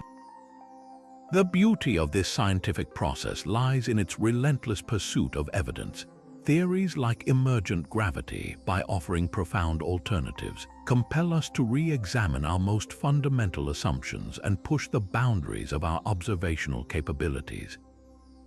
If emergent gravity were to be confirmed, it would not only solve the dark matter mystery, but also fundamentally reshape our understanding of space-time, information, and the very nature of reality itself, turning our current cosmological model completely on its head. If emergent gravity hints at a fundamental reinterpretation of gravity's nature, then another set of theories takes a slightly different, perhaps more conservative, but equally profound approach, modifying Einstein's general relativity itself. This brings us to a broad class of theories known as FR gravity, where the missing energy isn't a new substance or an emergent property, but rather a direct consequence of tweaking the fundamental equations that describe how gravity works. Instead of adding dark energy as an extra component to the universe, FR gravity proposes that the accelerated expansion we observe is due to gravity behaving differently than Einstein's original theory predicts on cosmic scales. At the heart of Einstein's general relativity is a mathematical term called the Ricci scalar, often denoted simply as R. This scalar essentially describes the curvature of spacetime. In FR gravity, instead of using just R in the gravitational part of Einstein's equations, it's replaced by an arbitrary function of R, or FR. This might sound like a minor mathematical tweak, but its implications are enormous. By allowing gravity's behavior to be governed by a more complex function of spacetime curvature, FR gravity models can naturally generate a repulsive force that mimics dark energy, all without needing to invoke a separate, mysterious cosmological constant or any exotic fields like quintessence. Imagine the universe's expansion accelerating not because there's something pushing it, but because the rules of gravitational attraction themselves change when space becomes very empty and curved in a certain way. This is a powerful idea because it offers to explain dark energy as an intrinsic feature of gravity, rather than an additional, separate component.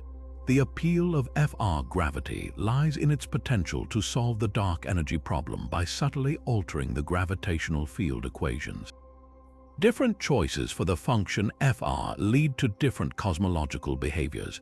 For example, some forms of FR can naturally reproduce the observed accelerated expansion of the universe at late times, while also matching the universe's behavior during earlier, matter-dominated epochs. This means that a single modified gravity theory could potentially account for the entire expansion history of the universe without needing to switch between different dominant components. It's an elegant solution attempting to provide a unified gravitational description for the universe's dynamics, from the Big Bang to today's accelerating expansion. However, the devil, as always, is in the details. While FR gravity offers a compelling solution for dark energy, it also comes with significant theoretical and observational challenges. One of the central issues revolves around stability conditions.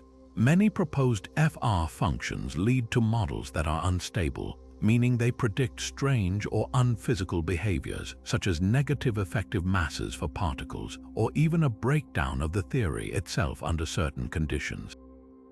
Ensuring that an FR model remains stable and well-behaved across all cosmic epochs and scales is a stringent requirement.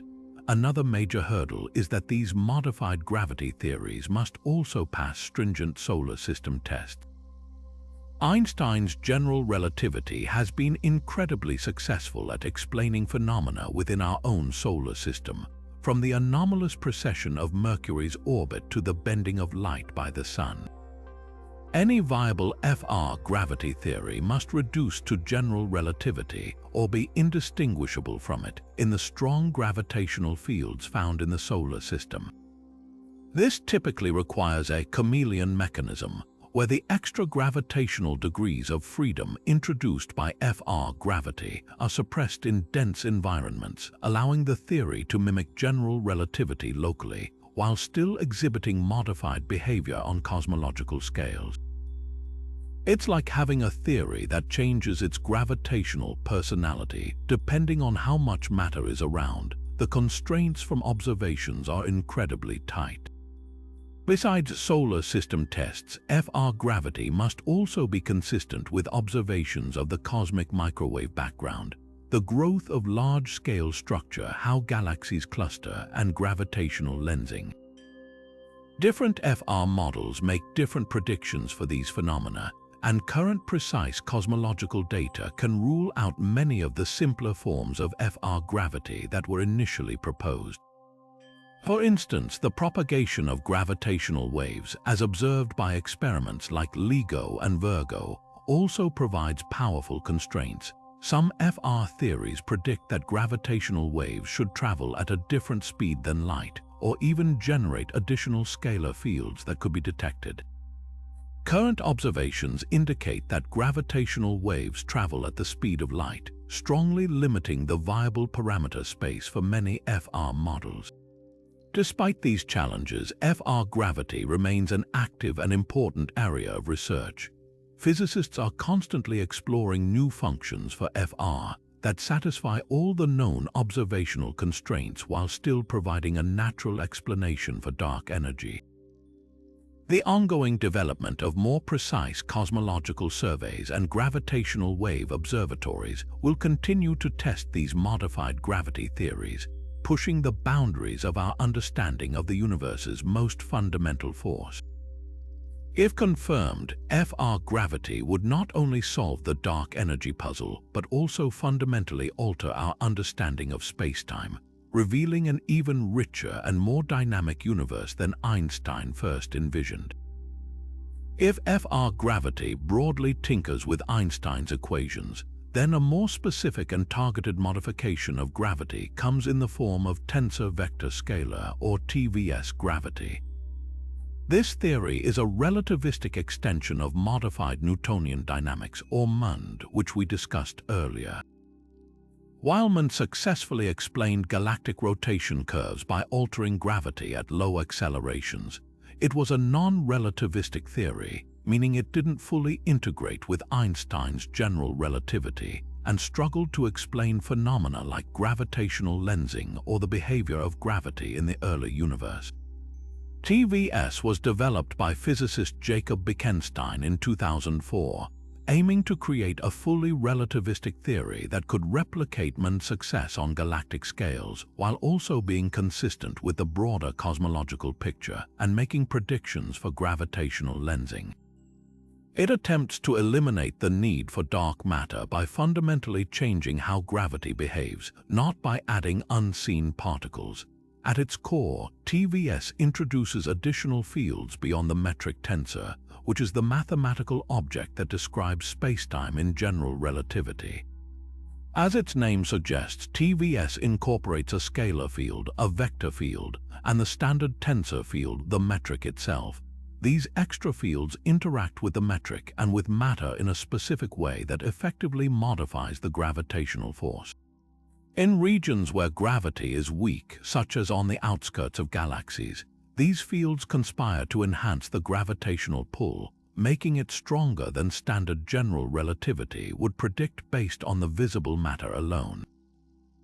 This enhancement precisely mimics the effects attributed to dark matter, allowing TVS to beautifully explain the flat rotation curves of galaxies without invoking any invisible mass. It's as if the gravitational field itself takes on a new personality in very dilute environments, pulling harder than Einstein's original equations would suggest. For example, when applying TVS to rich datasets of galaxies, it often fits the observed rotation patterns with remarkable precision, a key success inherited and built upon from MOND. The elegance of TVS lies in its ability to explain both galactic dynamics and gravitational lensing without dark matter. Gravitational lensing, the bending of light around massive objects, is a crucial test for any theory of gravity. Standard dark matter models attribute the observed strong lensing effects to the gravitational pull of massive, invisible dark matter halos surrounding galaxies and galaxy clusters. TVS, however, posits that the modified gravitational field itself, mediated by its scalar and vector components, is responsible for this additional bending of light. This means that TVS can, in principle, explain the observed lensing without requiring a separate dark matter component. This was a significant step forward from the original non-relativistic MOND, as it allowed the theory to address a broader range of astrophysical observations. For those seeking to preserve the elegance of a universe without unseen particles, TVS presents a compelling, if complex, alternative to the standard paradigm. However, despite its successes on galactic scales, TVS, like its MOND progenitor, faces substantial challenges when confronted with observations of larger cosmic structures and the early universe. While it can explain individual galactic rotation curves and some lensing effects, it struggles to account for phenomena in galaxy clusters. These massive agglomerations of galaxies show a much larger discrepancy between their visible mass and their gravitational effects. Even with the modifications introduced by TVS, these clusters often still require some form of additional, unseen mass beyond what stellar and gas content can provide. This suggests that while TVS might explain the missing mass on a galactic scale, it might not entirely resolve the problem on the scale of galaxy clusters, where dark matter is thought to be even more dominant.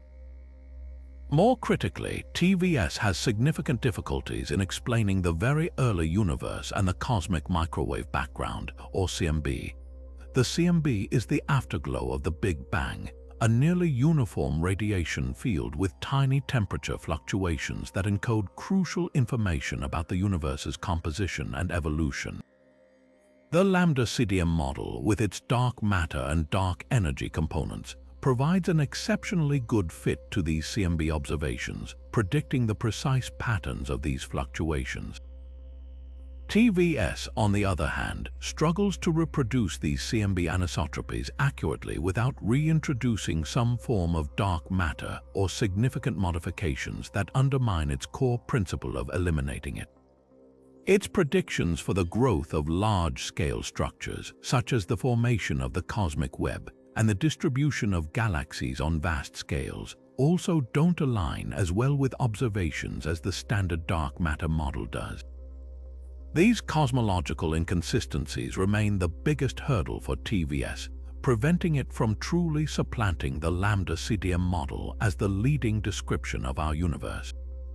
The precise and ubiquitous evidence for dark matter from cosmological observations across various scales, from the CMB to galaxy clusters, suggests that while an elegant modification of gravity might work for individual galaxies, a universal invisible component is still necessary to explain the universe as a whole. While TVS and other modified gravity theories try to explain away dark matter, and FR gravity suggests dark energy is just a twist in space-time, another fascinating concept posits that dark energy itself might be a symptom of an even grander cosmic event, a vacuum metamorphosis. Imagine the very fabric of empty space, the vacuum of the universe, not as a static, unchanging entity, but as something capable of undergoing profound transformations, much like water changing from liquid to ice or steam. This theory suggests that the accelerated expansion we observe today isn't due to a constant energy pushing things apart, but rather the aftermath of a universe-wide phase transition that fundamentally altered the properties of the vacuum itself, initiating a new era of cosmic acceleration. The idea of vacuum metamorphosis stems from quantum field theory, which tells us that the vacuum is far from empty. Instead, it's a dynamic arena filled with virtual particles constantly popping into and out of existence. This quantum foam has an associated energy, and its properties can be influenced by the energy density of the universe. In the early, hot, and dense universe, the vacuum might have been in one state, but as the universe expanded and cooled, its energy density dropped. At some critical point, perhaps billions of years ago, the universe might have reached a tipping point, triggering a phase transition where the vacuum morphed into a different, lower energy state. This new vacuum state would possess a different cosmological constant, or energy density, than the previous one, and it's this new, intrinsic energy of the vacuum that would be responsible for the accelerating expansion we see today. It's like a colossal, cosmic version of supercooled water suddenly freezing, releasing latent heat and changing its fundamental properties. In this model, the current accelerated expansion isn't an arbitrary, fine-tuned value, but the natural outcome of the universe settling into its current, most stable vacuum state. One of the key strengths of vacuum metamorphosis models is their predictive power for the universe's expansion history. Standard dark energy models often need to be put in by hand to match observations. However, in a vacuum metamorphosis scenario, the timing and onset of accelerated expansion can emerge naturally from the dynamics of the phase transition itself. For instance, some models predict that the transition from a decelerating, matter-dominated universe to an accelerating, dark energy-dominated universe occurred precisely when the energy density of matter became comparable to the critical energy density for the vacuum phase transition. This offers a compelling explanation for the cosmic coincidence problem, or why dark energy only started to dominate relatively recently, after billions of years of matter and radiation playing the leading roles. It's not a coincidence, it's the moment the universe underwent its metamorphosis. These models can also potentially explain why the current value of dark energy is so small compared to predictions from quantum theory. It's the energy of the true vacuum, the lowest energy state, relative to earlier, higher energy false vacua. However, comparing vacuum metamorphosis to standard dark energy models highlights both its promise and its challenges. Unlike the simple cosmological constant, which is just a single unchanging value or quintessence, which involves a dynamic field, vacuum metamorphosis requires a more complex understanding of the vacuum's multiple possible states and the conditions under which it transitions between them. This complexity can make precise theoretical predictions more difficult. Furthermore, a major theoretical hurdle is to find a robust particle physics model that naturally allows for such a phase transition and produces a final vacuum energy density consistent with observations. While quantum field theories often predict multiple vacuum states, demonstrating a cosmic scale transition from one to another that precisely matches the observed onset and magnitude of dark energy is a formidable task. It requires a deep understanding of the quantum nature of gravity and the very early universe. From an observational perspective, distinguishing vacuum metamorphosis from standard dark energy models is also incredibly challenging. Both can reproduce the observed expansion history of the universe quite well. To differentiate them, cosmologists would need extremely precise measurements of the universe's expansion rate over cosmological timescales, looking for any subtle deviations from the smooth, constant acceleration predicted by the cosmological constant. For example, some vacuum metamorphosis models might predict slightly different behaviors for the equation of state parameter of dark energy, which describes its pressure-to-density ratio over time compared to a simple cosmological constant. The next generation of large-scale surveys, such as the Dark Energy Spectroscopic Instrument, or DESI, and the Euclid Space Telescope, are designed to make exactly these kinds of high-precision measurements. By mapping hundreds of millions of galaxies and quasars across vast cosmic distances, These observatories aim to precisely chart the universe's expansion history, providing a crucial test for whether dark energy is a static property of space, a dynamic field, or the residual effect of a profound cosmic phase transition. A discovery of such a fundamental change in the vacuum's properties would not only solve the dark energy mystery, but also open up entirely new avenues for understanding the very nature of empty space and the ultimate fate of our universe. While theories like vacuum metamorphosis seek a physics-based explanation for dark energy, there's another, far more contentious and philosophical approach, the anthropic principle.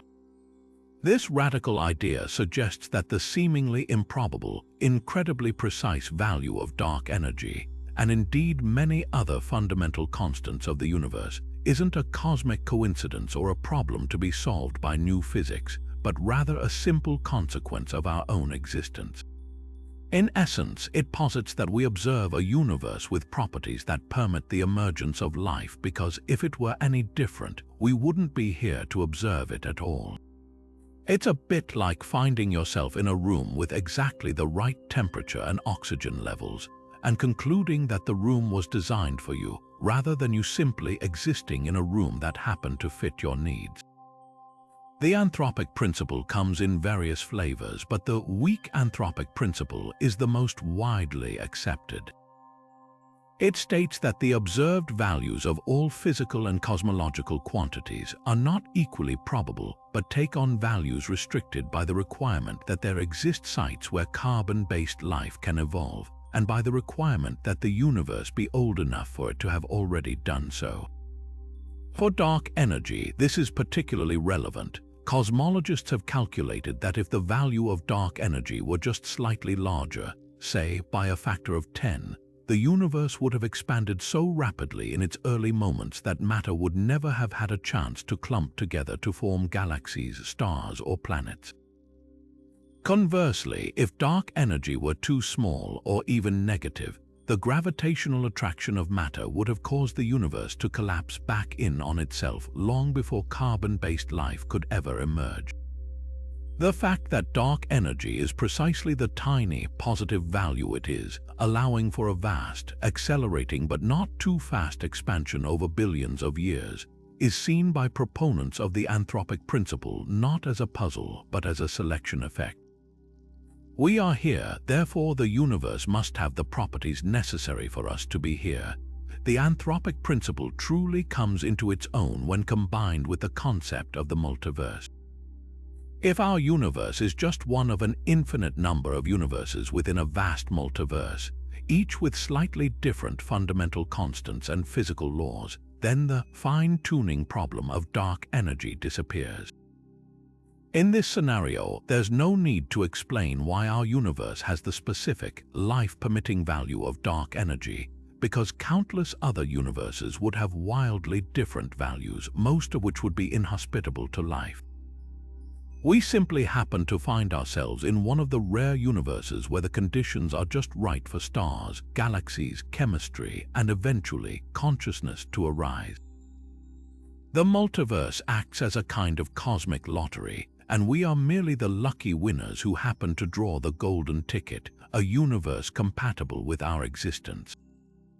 This transforms the question from why is dark energy so small to what kind of universes are compatible with life, and do we find ourselves in one of them? The power of this idea is that it provides a framework where the seemingly improbable becomes inevitable across the vast landscape of the multiverse. However, the anthropic principle, particularly when invoked to explain away fine-tuning problems, is highly controversial among scientists. Its critics argue that it is not a predictive scientific theory, but rather an appeal to ignorance, a way of giving up on finding a deeper physical explanation for observed phenomena. They contend that it shifts the problem from explaining the specific value of dark energy to explaining the existence of a multiverse, which itself is currently untestable and largely theoretical. Furthermore, critics argue that the anthropic principle does not offer any falsifiable predictions about the value of dark energy. It merely states that whatever the value is, it must be conducive to our existence. This makes it difficult to prove or disprove, blurring the lines between science and philosophy. To many, it feels like a surrender to the cosmic coincidence rather than a genuine scientific explanation. Despite the philosophical debates, the anthropic principle remains an active area of discussion because it forces cosmologists to confront the extreme fine-tuning observed in the universe's parameters. If future, more precise measurements continue to confirm the incredibly specific value of dark energy, and if fundamental physics theories struggle to derive this value from first principles, then the anthropic principle, perhaps coupled with a robust theory of the multiverse, might gain more traction as a plausible explanation. It challenges us to consider whether our existence is merely a statistical fluke in an infinitely varied cosmic landscape, or if there's a deeper, as yet undiscovered, physical law that dictates the universe's fundamental constants. Whether it's a profound insight or a scientific cop-out, the anthropic principle certainly adds a unique and thought-provoking dimension to the ongoing mystery of the universe's missing energy. The anthropic principle invites us to consider whether our observations are biased by our own existence. But what if the laws of physics themselves aren't as constant as we assume?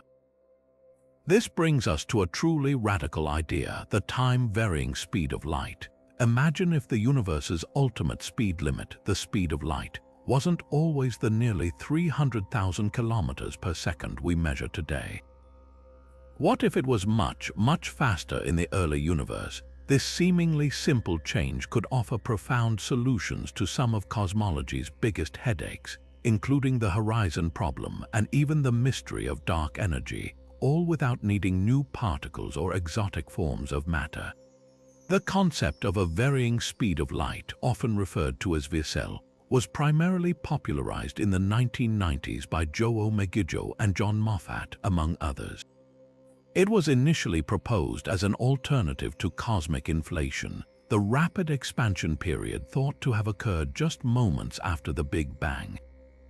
The problem inflation solves is the horizon problem. How did distant regions of the universe, which were causally disconnected in the early universe, meaning light hadn't had time to travel between them, achieve the observed uniformity in temperature and structure as seen in the cosmic microwave background?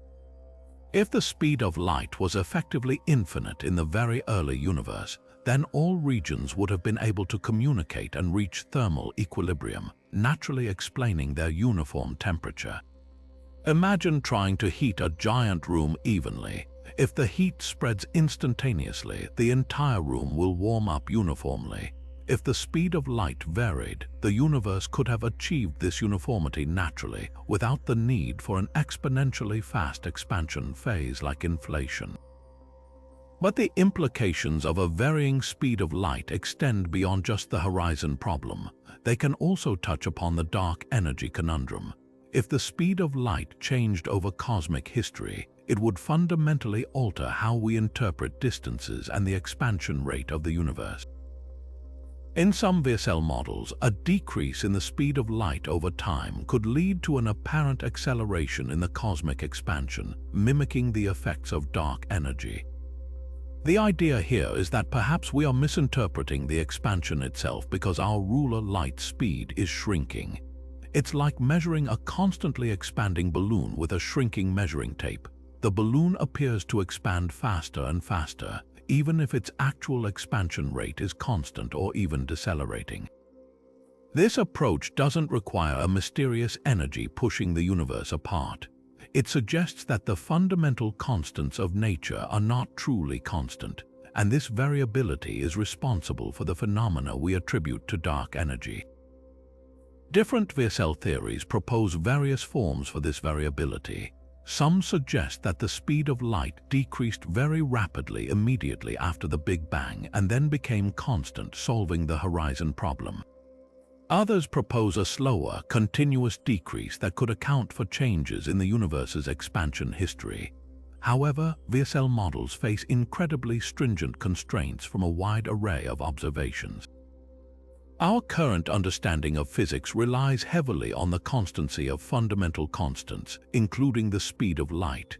Any variation, even a tiny one, would have profound consequences for our understanding of electromagnetism, gravity, and even the very fabric of spacetime.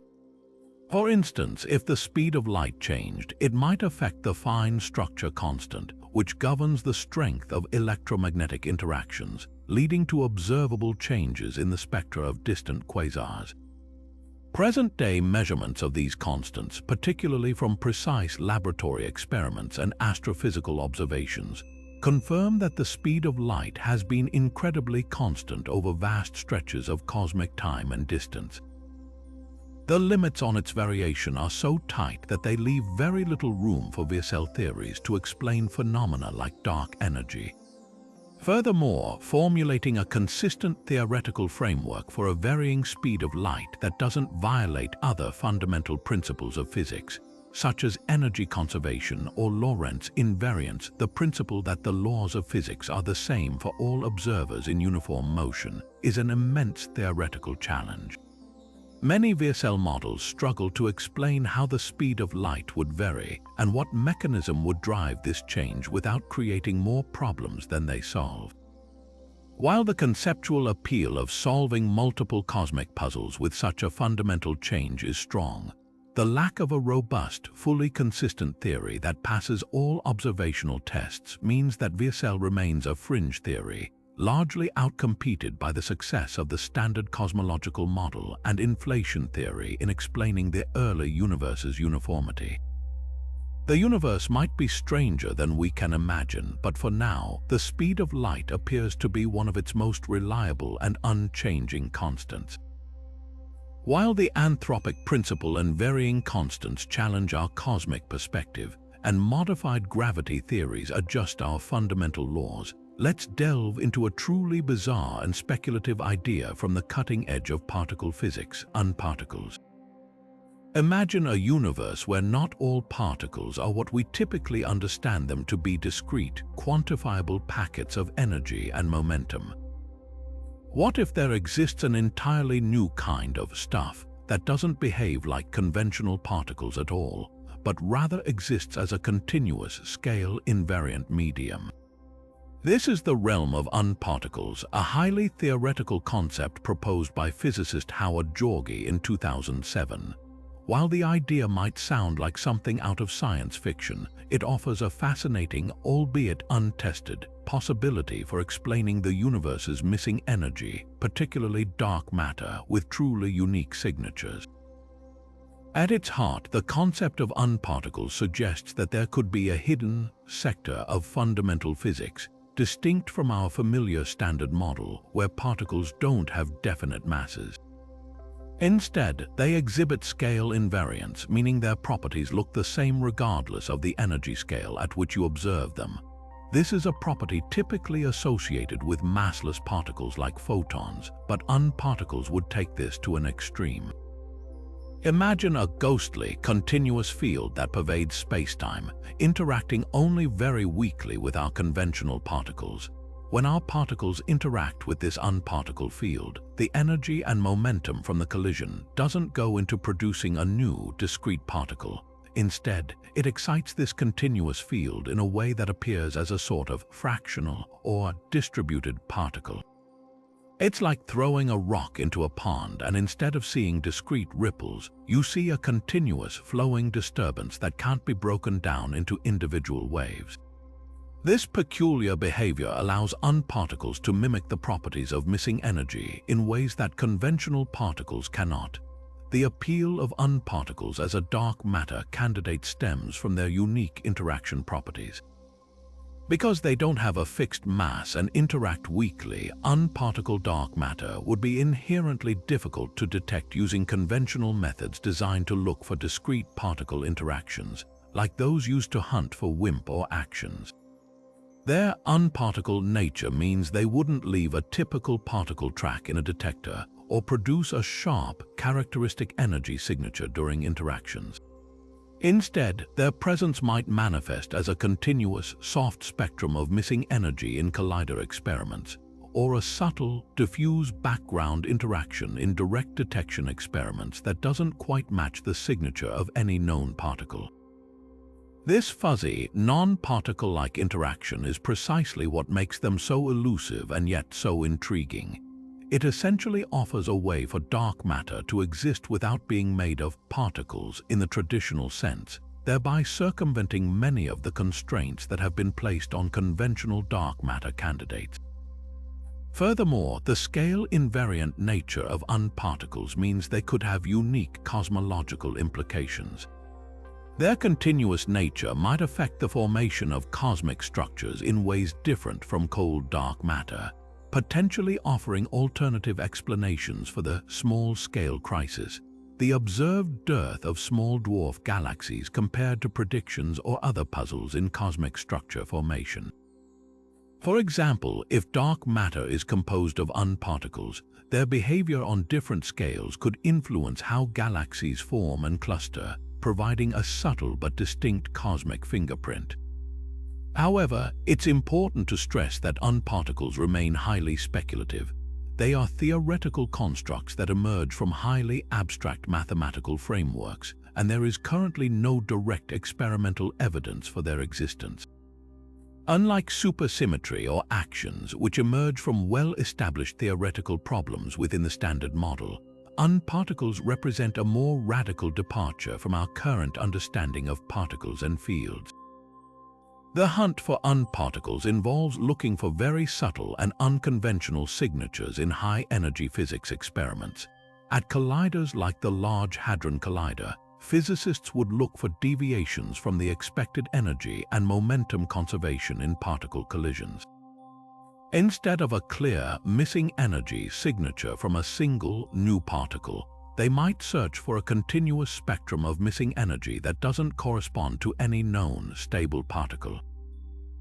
This requires incredibly precise measurements and sophisticated analysis techniques to distinguish such effects from background noise and known Standard Model processes.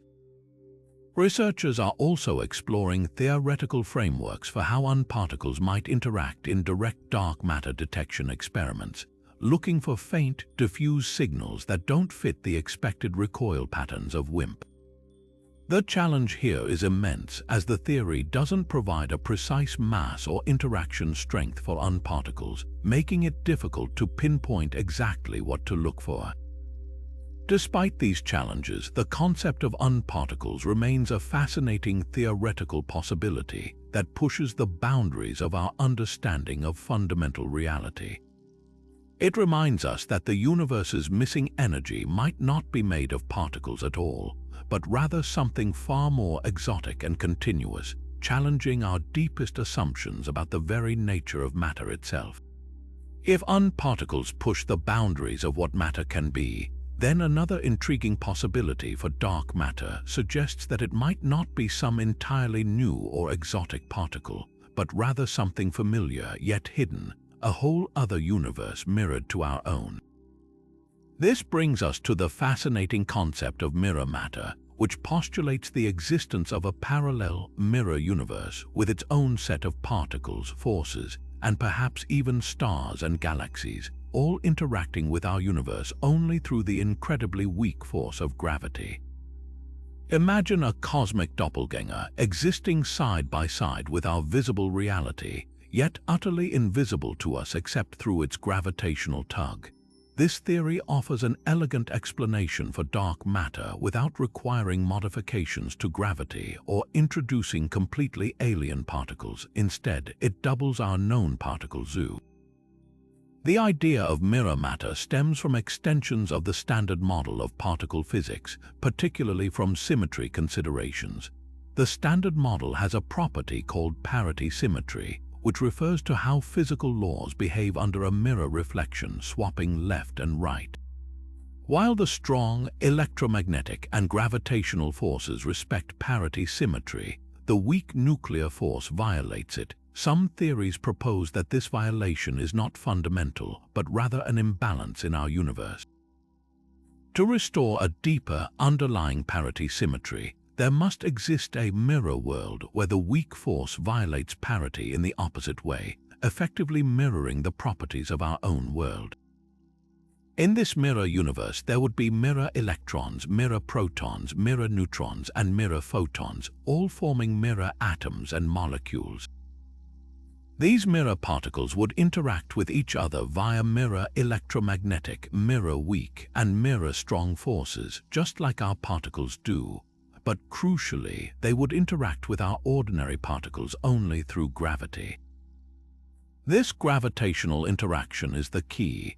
If such a mirror world exists, its matter would behave exactly like the dark matter we observe, exerting a gravitational influence but remaining completely invisible to light and other forces.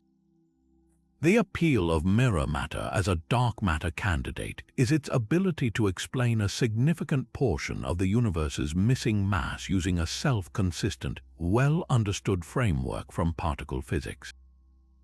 If the mirror sector has masses and abundances comparable to our own, then mirror matter could account for the observed dark matter density. Furthermore, because mirror matter interacts primarily with itself, it would behave much like cold dark matter, forming halos around galaxies and shaping the cosmic web, consistent with cosmological observations. Imagine a galaxy like our Milky Way, not just surrounded by a halo of ordinary dark matter, but by a parallel, gravitationally bound halo of mirror matter, a ghostly twin galaxy woven into its fabric. The particles in this mirror halo would clump and cluster gravitationally, just like ordinary matter, providing the extra gravitational pull needed to explain galactic rotation curves and the dynamics of galaxy clusters. Despite its theoretical appeal, detecting mirror matter is an enormous experimental challenge precisely because of its elusive nature.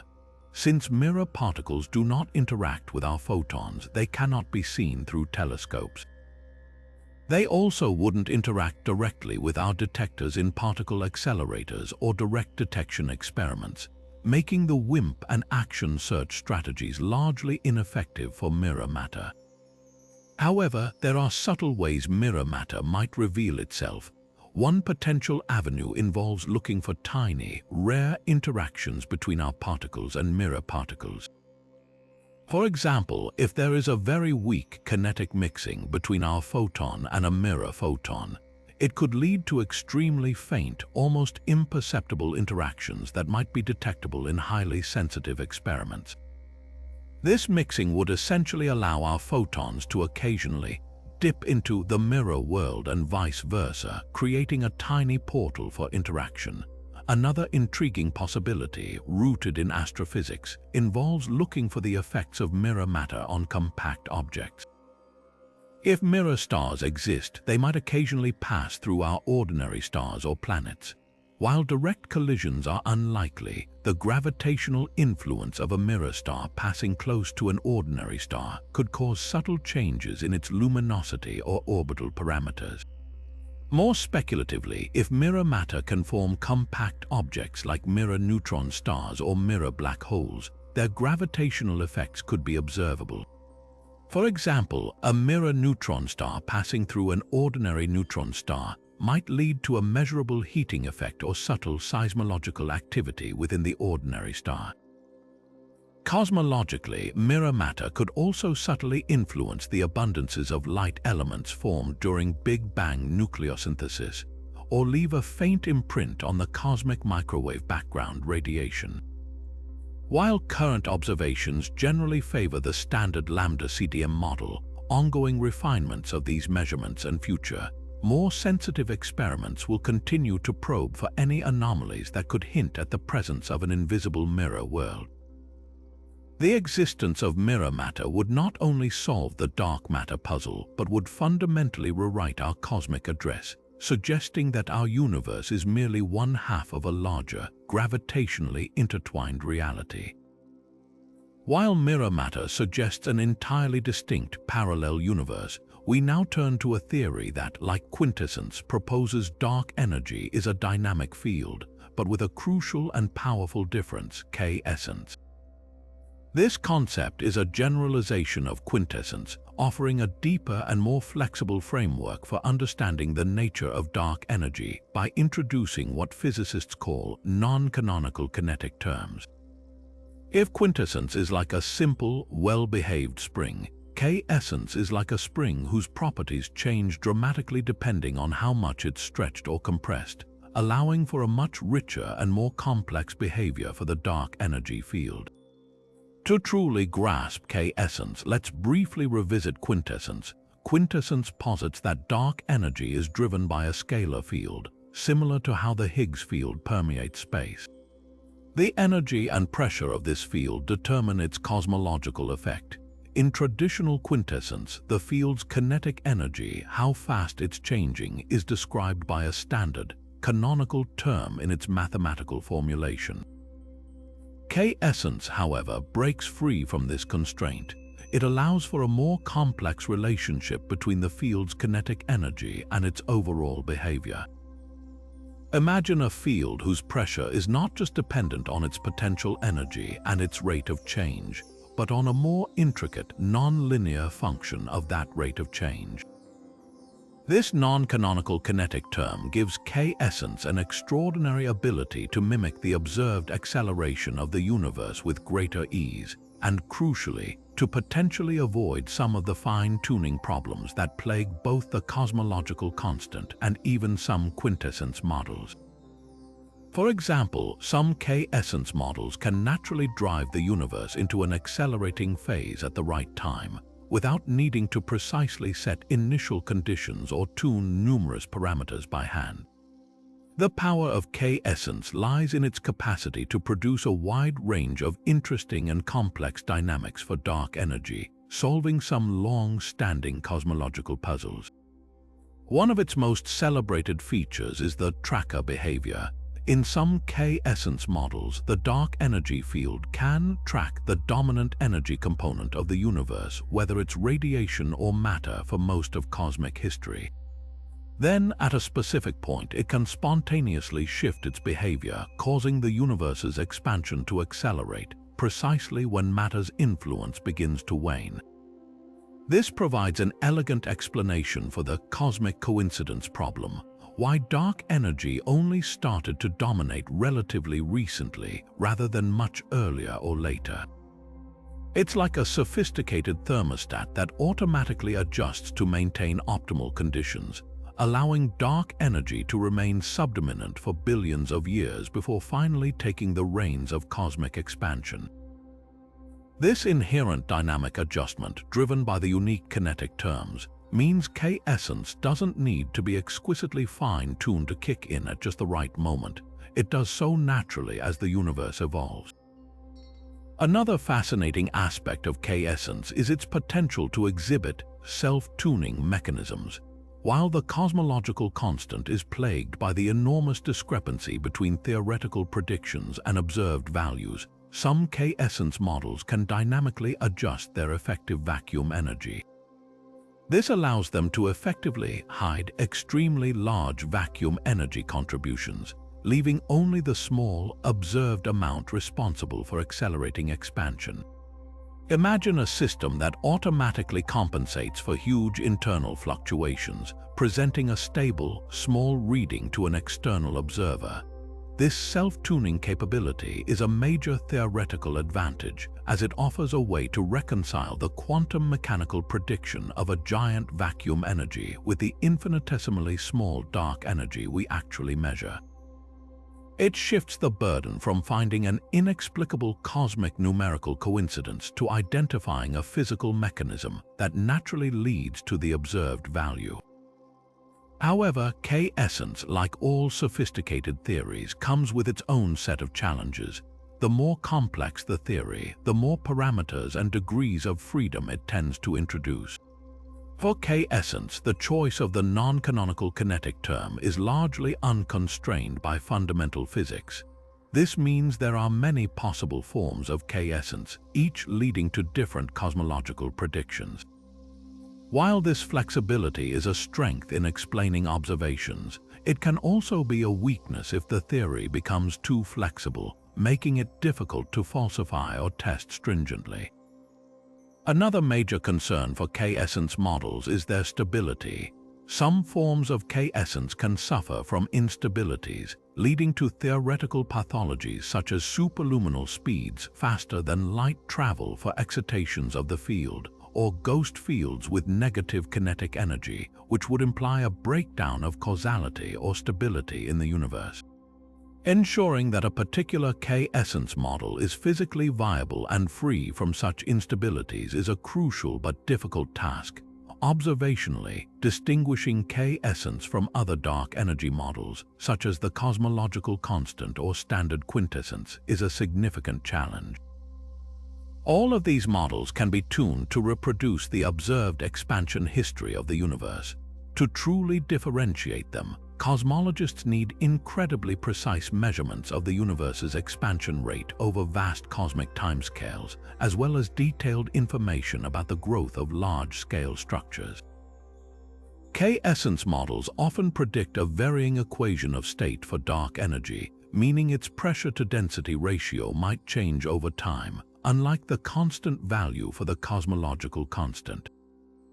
Upcoming large-scale surveys like the Vera-C, Rubin Observatory's Legacy Survey of Space and Time, and the Nancy Grace Roman Space Telescope will provide unprecedented data on supernova, cosmic shear, and galaxy distribution, allowing cosmologists to map the universe's expansion and structure growth with exquisite precision.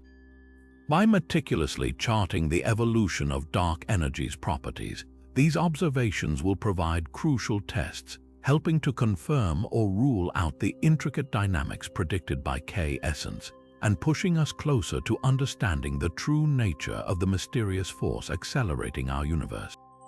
While theories like K-essence delve into the dynamic nature of dark energy, and mirror matter suggests a parallel universe, let's pivot back to dark matter and consider a deceptively simple yet profoundly impactful idea. What if dark matter particles, despite their elusive nature, actually interact with each other? This introduces the concept of self-interacting dark matter, or SIDM, a compelling alternative to the standard cold dark matter, or CDM, paradigm that seeks to resolve some long-standing discrepancies between cosmological simulations and astronomical observations on galactic scales. Instead of assuming dark matter particles only interact through gravity, SIDM models propose that these mysterious particles can occasionally collide and scatter off one another, much like billiard balls.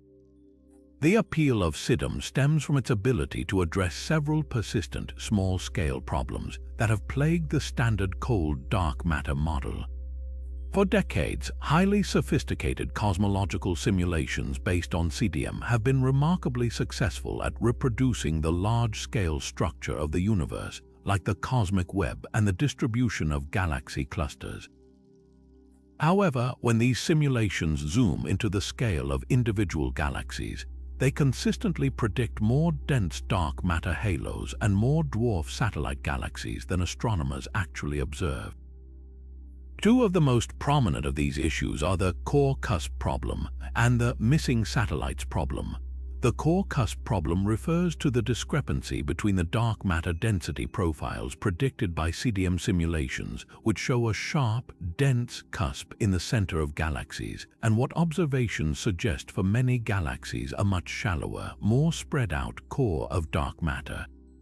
The missing satellites problem points to the prediction of far more small, dark matter-dominated dwarf galaxies orbiting larger galaxies like the Milky Way than are actually observed. Self-interacting dark matter offers an elegant solution to both these problems. Imagine dark matter particles constantly moving within a galaxy's halo. If they can occasionally collide with each other, these interactions would transfer energy from the inner, denser regions of the halo to the outer, less dense regions. These collisions would effectively thermalize the dark matter in the galactic core, pushing particles from the center outwards and creating a shallower, less dense core instead of a sharp cusp. It's like stirring a bowl of soup. The stirring action redistributes the ingredients, For the missing satellites problem, the same self-interactions could prevent the formation of very small, dense dark matter subhalos, or make them less gravitationally robust, making it harder for them to retain their visible matter and preventing them from becoming observable dwarf galaxies. In essence, the self-interactions act as a form of friction within the dark matter fluid, smoothing out the density peaks and making the dark matter distribution more diffused, leading to a better match with observed galactic structures. The strength of these self-interactions is crucial. If the interactions are too weak, they wouldn't have enough effect to resolve the core cusp or missing satellites problems. If they are too strong, however, they could make the dark matter too fluffy, preventing the formation of any dense structures at all, or causing the dark matter halos to prematurely collapse. Therefore, SIDM models propose a specific range for the interaction cross-section, which measures the likelihood of two particles interacting, that allows them to solve these small-scale issues while still preserving the successes of SIDM on larger scales. This cross-section is typically expressed in units of area per unit mass, for example, square centimeters per gram. The precise value is a subject of ongoing research and depends on the specific particle physics model for the dark matter. Simulations play a pivotal role in testing SIDM. Cosmologists run complex n-body simulations which track the gravitational interactions of billions of particles over cosmic time, but with an added component. They now include non-gravitational self-interactions between the dark matter particles. These simulations demonstrate that for specific interaction strengths, SIDM naturally leads to the formation of core density profiles in galaxies and a reduced number of dwarf satellite galaxies, remarkably consistent with astronomical observations. These simulations are incredibly demanding computationally, but they are essential for understanding the detailed implications of SIDM on cosmic structure formation across a wide range of scales. However, despite its successes on the small scales, SIDM faces its own set of challenges and constraints. One of the most important ways to constrain SIDM is by observing collisions between galaxy clusters. When two galaxy clusters collide, the ordinary matter gas gets slowed down by electromagnetic interactions and friction, while the dark matter, being weakly interacting, should pass through mostly unimpeded. This is famously seen in the bullet cluster, where the dark matter inferred from gravitational lensing has passed through the collision largely undisturbed, while the hot X-ray gas has been slowed and separated. This observation sets a powerful upper limit on how strongly dark matter can self-interact. If the self-interactions were too strong, the dark matter in the bullet cluster would also have been significantly slowed down and distorted, contradicting observations. This means that while SIDM needs self-interactions to resolve small-scale problems, these interactions cannot be excessively strong. Furthermore, how would such self-interactions arise from a fundamental particle physics perspective? Unlike WIMP or axions, which are specific particle candidates, SIDM is a class of models, and the exact particle responsible for the self-interaction is still unknown. It requires a new force carrier or a complex interaction potential within the dark sector itself. This opens up new avenues for particle physics models such as dark photons or other mediators that only interact with dark matter particles. The ongoing search for these potential force carriers and the continued refinement of cosmological simulations and astrophysical observations will determine whether self-interacting dark matter is the true solution to the discrepancies we observe on galactic scales, or if the universe's missing energy has yet another trick up its sleeve. While self-interacting dark matter modifies WIMP to address galactic problems, another class of dark matter theories proposes a different kind of particle altogether for the universe's missing mass, warm dark matter. Unlike the cold dark matter, such as WIMP and axions, which are theorized to have been moving very slowly since their creation in the early universe, warm dark matter, or WDM, consists of particles that were born with significant velocities. They are lighter and faster than their cold counterparts, and this crucial difference fundamentally changes how they behave and how they influence the formation of cosmic structures. Imagine a universe where the gravitational scaffolding for galaxies isn't built by perfectly still, heavy bricks, but by lighter, faster-moving pebbles that can smooth out lumps on smaller scales. This characteristic, warmth, is precisely what makes them compelling candidates for resolving some of the persistent small-scale structure formation issues that plague the standard cold dark matter model.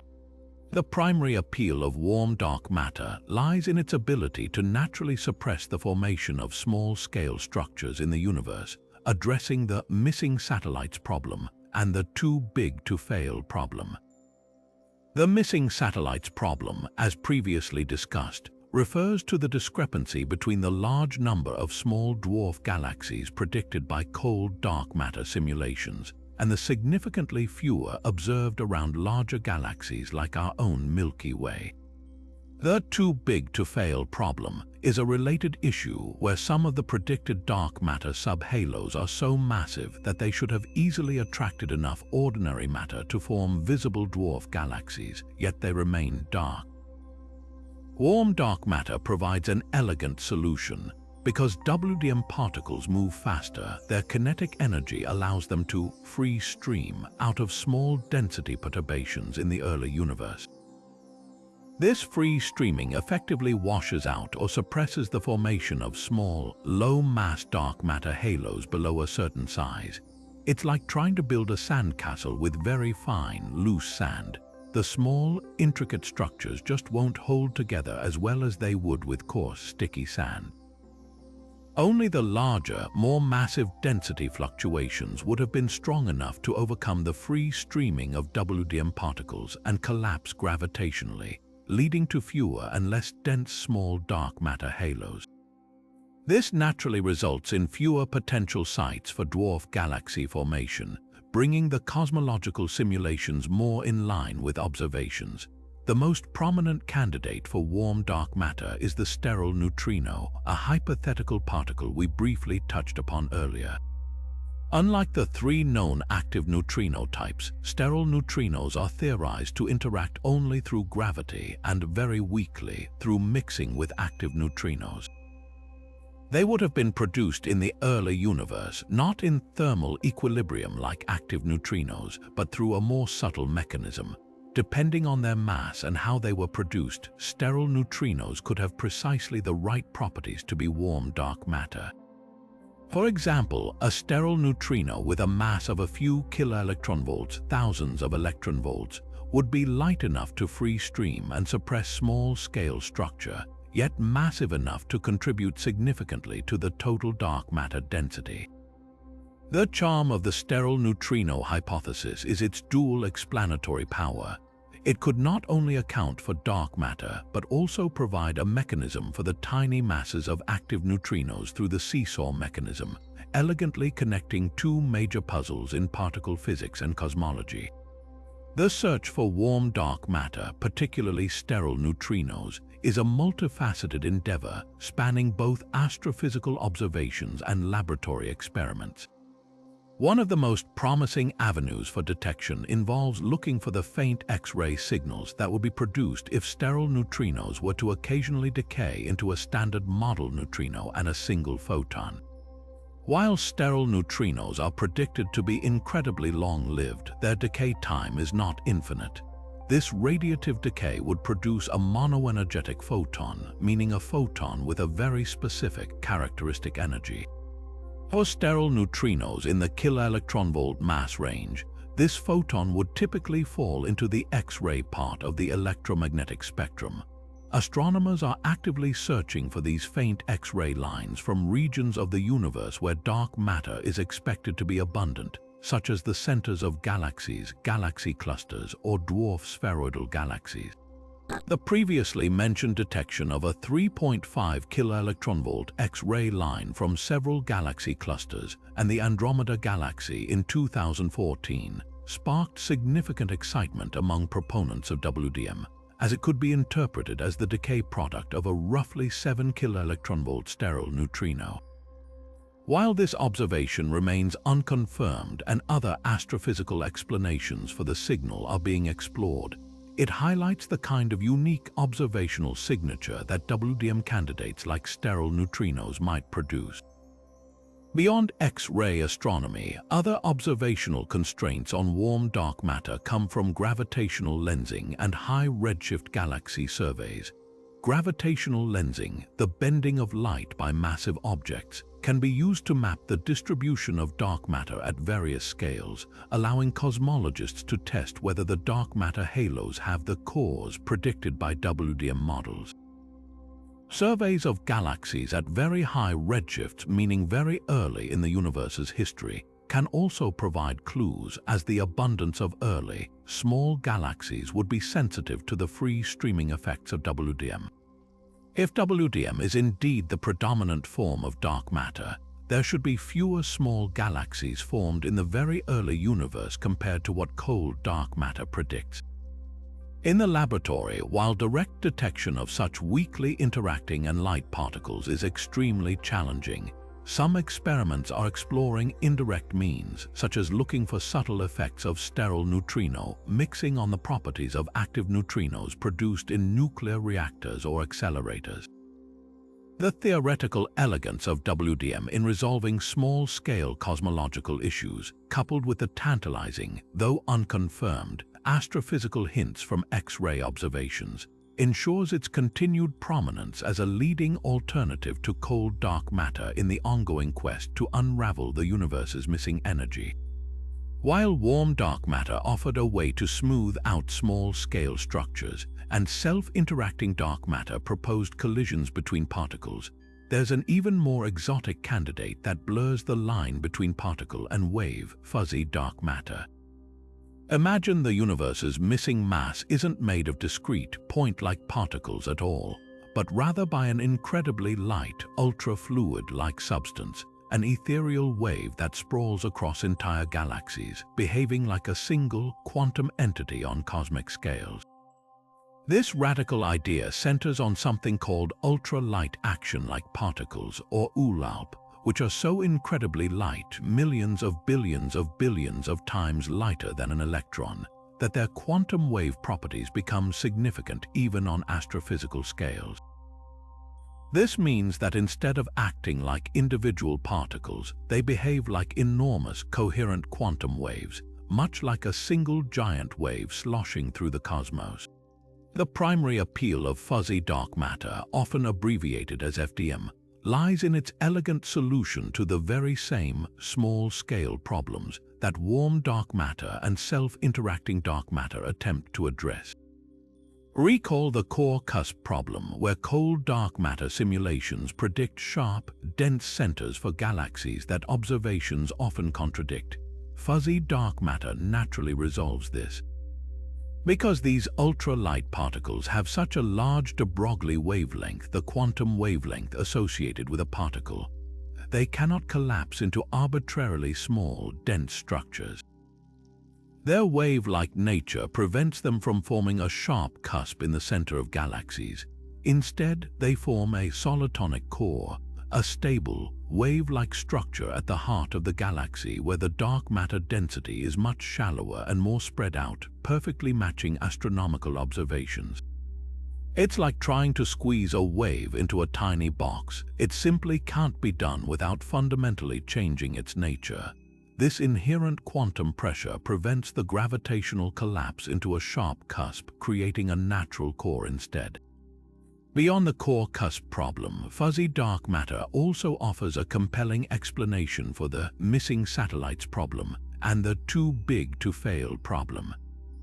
Just like with warm dark matter, the quantum wave nature of FDM particles would suppress the formation of small, low-mass dark matter halos in the early universe. The smaller the halo, the more significant the quantum pressure becomes, making it difficult for these tiny structures to form and survive. This effectively washes out the smallest structures, leading to a reduced number of dwarf galaxies, and those that do form being less dense, thus aligning with observations.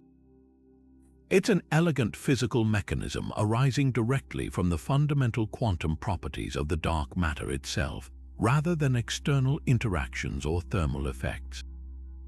The theoretical foundation for fuzzy dark matter comes from extensions of particle physics, particularly string theory, which often predicts the existence of a multitude of very light, action-like particles. These hypothetical particles are not the same as the axions proposed to solve the strong CP problem, which would be much heavier, but they share similar properties of being incredibly light and weakly interacting. While purely gravitational in their primary cosmological role, the very existence of such ultra-light scalar fields is a natural consequence of many quantum gravity theories. This makes fuzzy dark matter theoretically compelling. It doesn't require ad hoc additions but rather leverages existing theoretical frameworks. However, the defining characteristic of fuzzy dark matter, its wave-like nature on galactic scales, also presents unique challenges for detection and imposes stringent observational constraints. Unlike WIMP or sterile neutrinos, which might occasionally interact with our detectors as individual particles, fuzzy dark matter wouldn't interact in that way. Its interactions are collective and extremely weak. Therefore, direct detection experiments that look for individual particle recoils are largely unsuitable. Instead, the search for fuzzy dark matter focuses on its astrophysical signatures. Astronomers are meticulously mapping the density profiles of dark matter in dwarf galaxies and low surface brightness galaxies, looking for the characteristic solitonic cores predicted by FDM models. The size and density of these cores would directly correspond to the mass of the fuzzy dark matter particle, providing a crucial test. Future observation campaigns relying on gravitational lensing to map dark matter distributions with even greater precision will prove vital here. Another potential avenue for detection involves looking for subtle effects on the cosmic microwave background (CMB) or the large-scale structure of the universe. The quantum pressure exerted by fuzzy dark matter would leave a distinct imprint on the power spectrum of density fluctuations, which is precisely what the CMB measures. Cosmologists are analyzing the existing CMB data with extreme precision to constrain the mass of the FDM particle and rule out parameter spaces that contradict observations. Furthermore, the wave-like nature of FDM could lead to unique interference patterns in the dark matter distribution on astronomical scales, which could potentially be observed with next-generation galaxy surveys. The beauty of fuzzy dark matter is that it shifts the paradigm from searching for individual particle interactions to searching for macroscopic quantum phenomena on galactic scales. A truly humbling thought that our universe might be governed by quantum mechanics even on its largest scales. While fuzzy dark matter stretches our understanding of particles, and theories like Chaplygin gas attempt to unify dark matter and dark energy into a single substance, there's a broader, more flexible framework known as dark fluid. This concept, similar in its ambition to Chaplygin gas but with a richer mathematical structure, proposes a single cosmic fluid that, through its varying properties, can dynamically behave as both the gravitationally attractive dark matter in some epochs of the universe's history and the gravitationally repulsive dark energy in others. Imagine a chameleon-like substance that can change its cosmic role, serving as the invisible scaffolding for galaxies when the universe is dense, and then morphing into the accelerating force pushing space apart as the universe expands and thins. This unified approach offers an elegant simplification to the universe's two most perplexing mysteries, aiming to explain a wide range of cosmic phenomena with a single, overarching component. The theoretical basis of dark fluid models lies in specifying a sophisticated equation of state that governs the relationship between the fluid's pressure and its energy density. Unlike Chaplygin gas, which uses a very specific inverse relationship, dark fluid models allow for a much broader class of equations of state. This flexibility is crucial because it enables the fluid to exhibit a wider range of behaviors.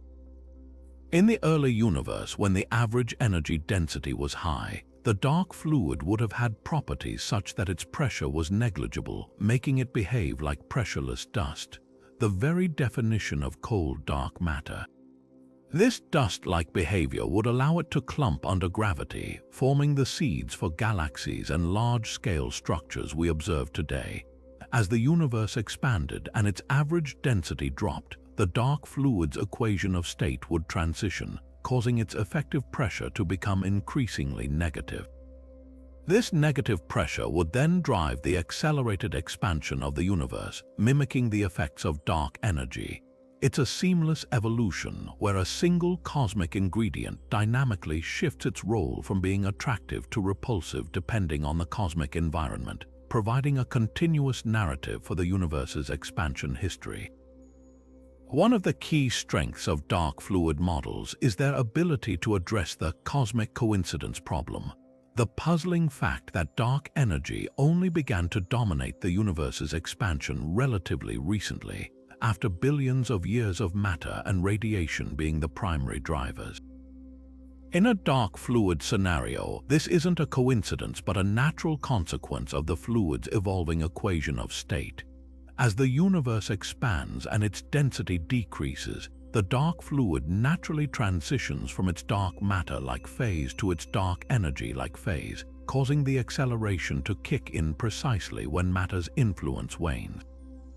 This intrinsic dynamic behavior means that the onset of dark energy dominance doesn't need to be fine-tuned or arbitrarily set. It arises naturally from the fundamental properties of the fluid itself.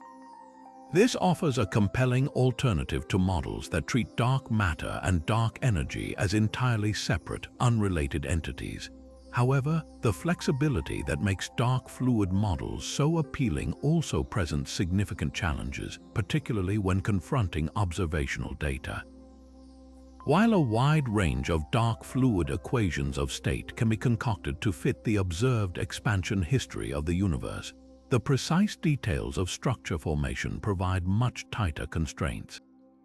Standard cosmological models with separate dark matter and dark energy components are incredibly successful at predicting the distribution of matter in the universe, from the subtle fluctuations in the cosmic microwave background radiation to the vast cosmic web of galaxies. Dark fluid models, by unifying these components, can sometimes struggle to reproduce these fine-grained details simultaneously. For example, if the dark fluid behaves too much like dark energy in the early universe, it can smooth out density perturbations, inhibiting the growth of structures in a way that doesn't align with observations. Conversely, if it behaves too much like dark matter in the late universe, it might not provide enough acceleration. Another critical hurdle for dark fluid theories is their theoretical foundation. While mathematically consistent, finding a corresponding fundamental particle physics model that gives rise to such a fluid with its dynamic equation of state is a complex task. It's not immediately obvious how a single quantum field or particle would exhibit such a flexible and evolving behavior. This contrasts with candidates like WIMP or axions, which emerge from well-established extensions of the standard model. Furthermore, distinguishing specific dark fluid models from the standard lambda CDM model observationally requires extremely precise data across multiple cosmological probes. Gravitational lensing, large-scale structure surveys which map the clustering of galaxies, and precise measurements of the cosmic microwave background continue to provide increasingly tight constraints on the universe's composition and expansion history. While some dark fluid models can still successfully pass these tests by carefully tuning their parameters, the sheer number of possibilities and the lack of a strong theoretical underpinning from fundamental physics mean that they remain a compelling, yet highly speculative, approach to understanding the universe's missing energy. So, while dark fluid offers a unified picture, it demands a flexible equation of state. What if the universe's acceleration comes not from some strange fluid or exotic particles, but from a fundamental asymmetry in the cosmos itself, a cosmic dipole? Imagine the universe not as perfectly uniform on the grandest scales, but as having a slight tilt, a preferred direction that subtly influences its expansion. This idea suggests that the apparent dark energy we observe, or at least a component of it, isn't a uniform energy permeating all space, but rather a consequence of our position within a universe that is expanding slightly faster in one direction than another. It's a bold challenge to one of the bedrock principles of modern cosmology, the cosmological principle, which asserts that the universe is homogeneous and isotropic on large scales. The cosmological principle is a cornerstone of the Standard Model because it simplifies the complex equations of general relativity, allowing us to describe the universe with relative ease. However, recent observations have hinted at puzzling anisotropies that challenge this long-held assumption.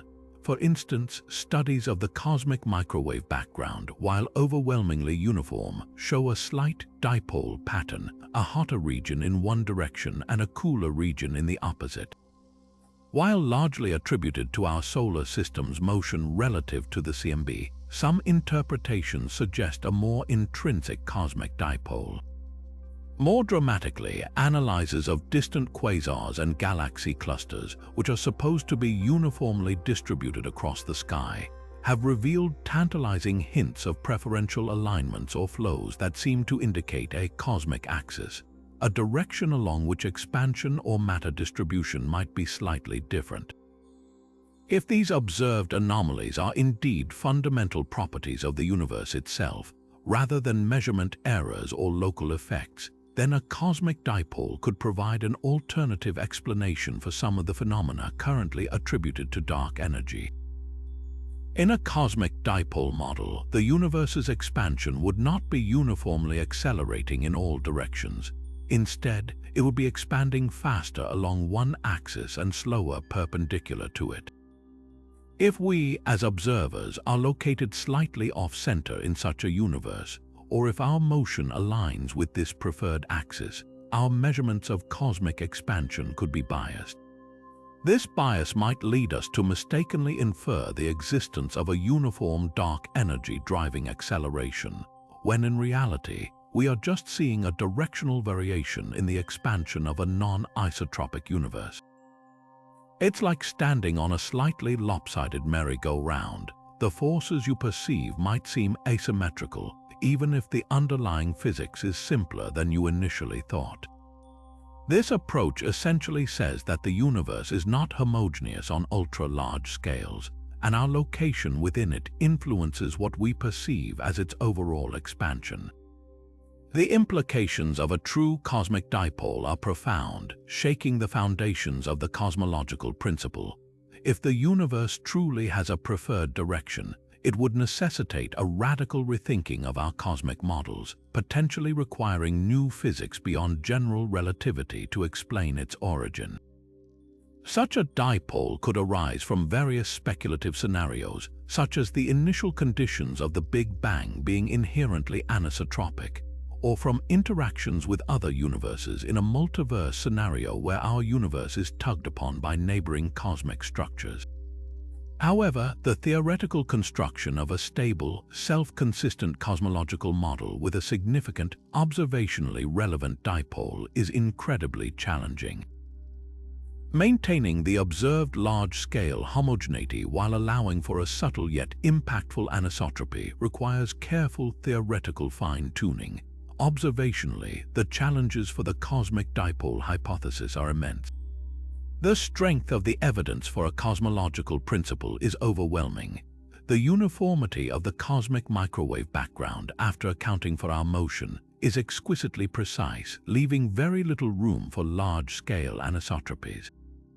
Any observed deviation from isotropy must be rigorously scrutinized to rule out local astrophysical effects, instrumental biases, or statistical flukes. The recent hints of a cosmic dipole from quasar observations are still highly debated within the scientific community, and many alternative explanations exist that do not require abandoning the cosmological principle. Future large-scale sky surveys, meticulously mapping the positions and motions of billions of galaxies over vast cosmic volumes, will be crucial in definitively confirming or refuting the existence of a true cosmic dipole.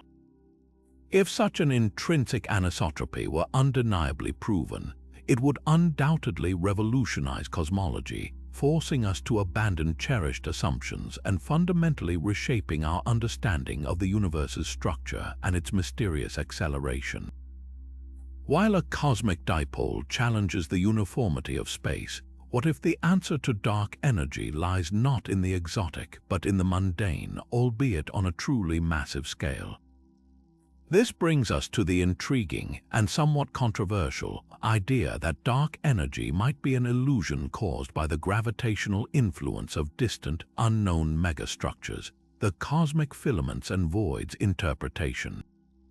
Imagine the universe not as a smooth, evenly expanding balloon, but as a vast, intricate cosmic web, with dense threads of galaxies and clusters snaking through immense, relatively empty regions called voids. This theory suggests that the apparent acceleration of the universe could be an artifact of our position within this inhomogeneous cosmic tapestry, particularly if we happen to reside within one of the large voids. The standard cosmological model assumes that on the very largest scales, the universe is homogeneous and isotropic, meaning it's roughly the same everywhere and in every direction. This allows for a simplified mathematical description of expansion. However, as we've already discussed, on scales smaller than a few 100 million light-years, the universe is profoundly lumpy. Matter and galaxies are organized into a cosmic web.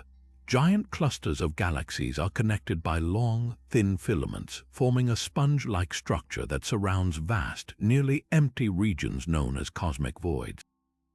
These voids can be hundreds of millions of light-years across. The cosmic filaments and voids interpretation of dark energy proposes that the collective gravitational effects of this large-scale structure, particularly the differential expansion rates between the dense filaments and the underdense voids, could create an illusion of accelerated expansion. The core of this idea is rooted in general relativity's nonlinear nature. If the universe were truly homogeneous, its expansion would be straightforward. But with massive clumps and vast voids, the expansion rates vary locally. According to some models, observers residing within a large void might perceive an accelerating universe, even if the global average expansion rate of the universe, if it were smoothed out, is actually decelerating or constant. This is because voids expand faster than average due to their lower matter density. As light from distant galaxies travels to us through a universe filled with these expanding voids and slower expanding filaments, its path and redshift can be affected in complex ways. This differential expansion can lead to an observed redshift-distance relationship that mimics an acceleration without any true dark energy. It's like watching a race from inside a slow-moving car. The other cars might appear to accelerate away from you, even if they are driving at a constant speed relative to the track, simply because your frame of reference is changing. This theory represents a direct challenge to the interpretation of dark energy as a fundamental, uniform component of the universe. Instead, it suggests that dark energy is an effective phenomenon, a consequence of averaging over a lumpy, non-homogeneous spacetime. It builds upon the concept of back reaction we discussed earlier, pushing it further to argue that the large-scale structure itself is the culprit. Proponents argue that it offers a way to explain cosmic acceleration without invoking any new physics or exotic energy components, relying solely on the known laws of gravity and the universe's observed lumpiness. This elegance of needing no new ingredients is its primary allure.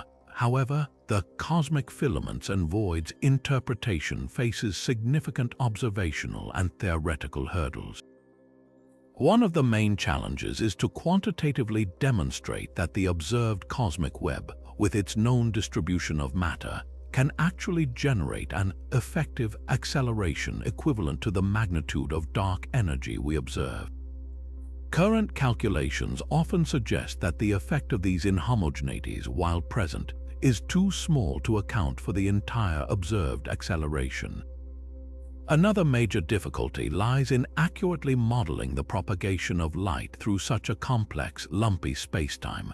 Small errors or approximations in these models can lead to drastically different conclusions. Furthermore, the precision of cosmological observations, particularly the cosmic microwave background, places stringent limits on how much the universe can deviate from homogeneity on large scales. While it is certainly lumpy, the CMB suggests a remarkable uniformity that argues against extreme non-homogeneities being the sole cause of cosmic acceleration. Distinguishing this interpretation from genuine dark energy requires meticulous and expansive surveys of the universe's large-scale structure, mapping the precise distribution of galaxies and voids in 3 dimensions. Future missions like the Dark Energy Spectroscopic Instrument (DESI) and the Euclid Space Telescope are designed to do exactly this, providing unprecedented maps of the cosmic web that will allow cosmologists to test these inhomogeneous models with much greater precision. If it were confirmed that the universe's acceleration is entirely due to its lumpy structure, it would force a profound re-evaluation of the cosmological principle and our understanding of the universe's expansion. It poses a fascinating question. Is the universe playing a trick on us, or is the missing energy truly a fundamental, exotic force permeating the cosmos? If the universe's lumpiness might be misleading us, what if the apparent cosmic acceleration is actually due to something even more fundamental and pervasive, such as the continuous creation of matter from the vacuum? This brings us to a radical, highly speculative but historically intriguing class of theories: steady-state cosmologies with matter creation.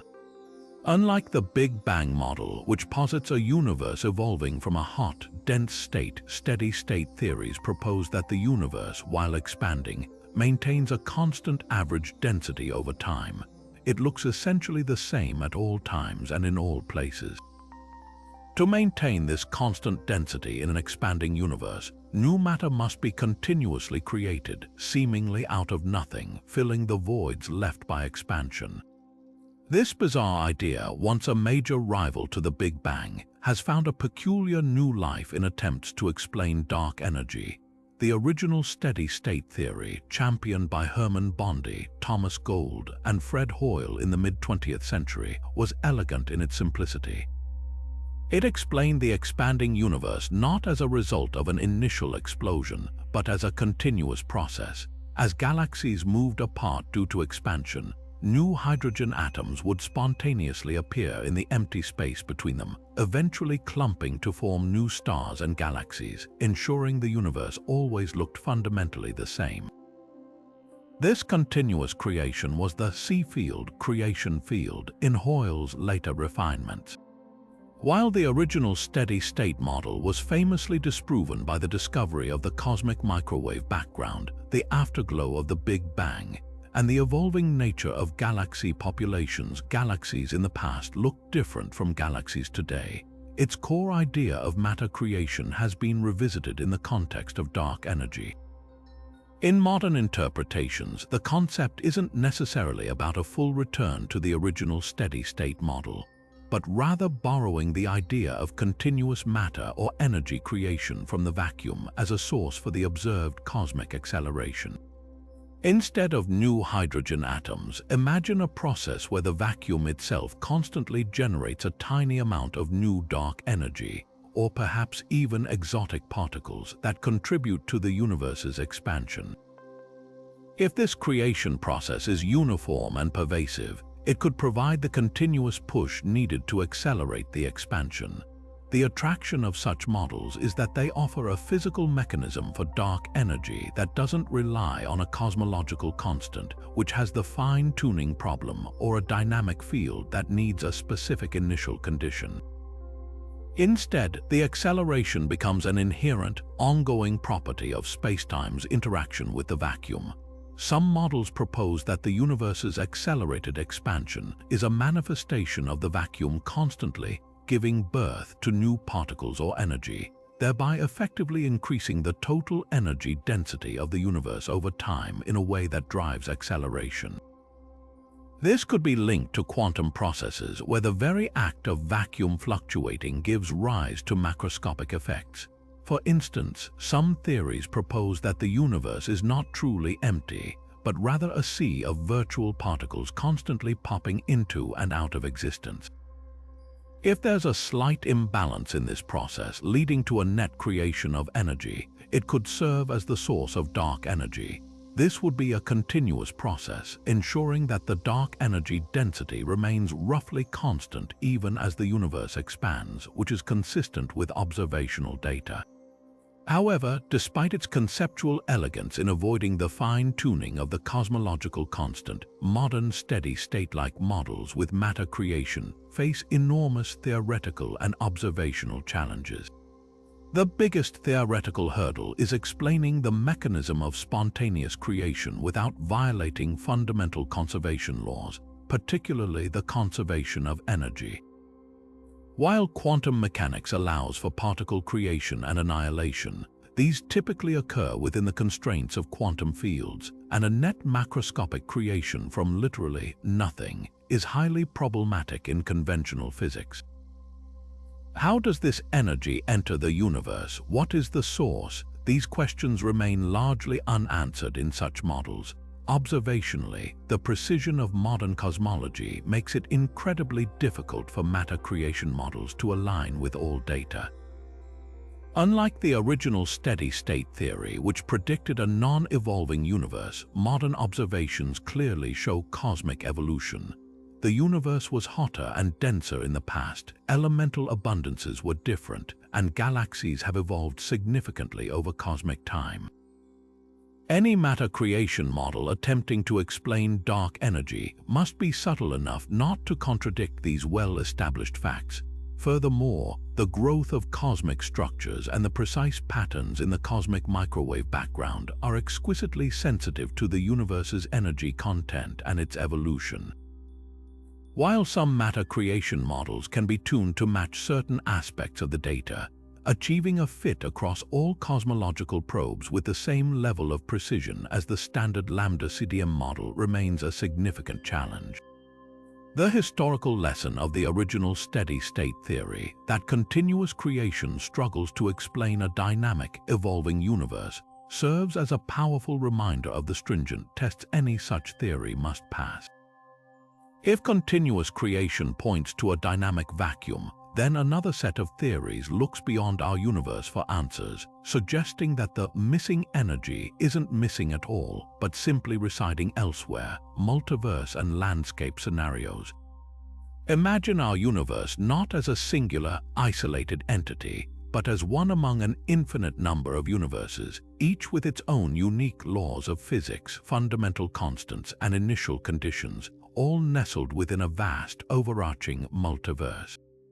In this grand cosmic tapestry, the perplexing value of dark energy, which seems so incredibly fine-tuned for our existence, suddenly becomes statistically understandable.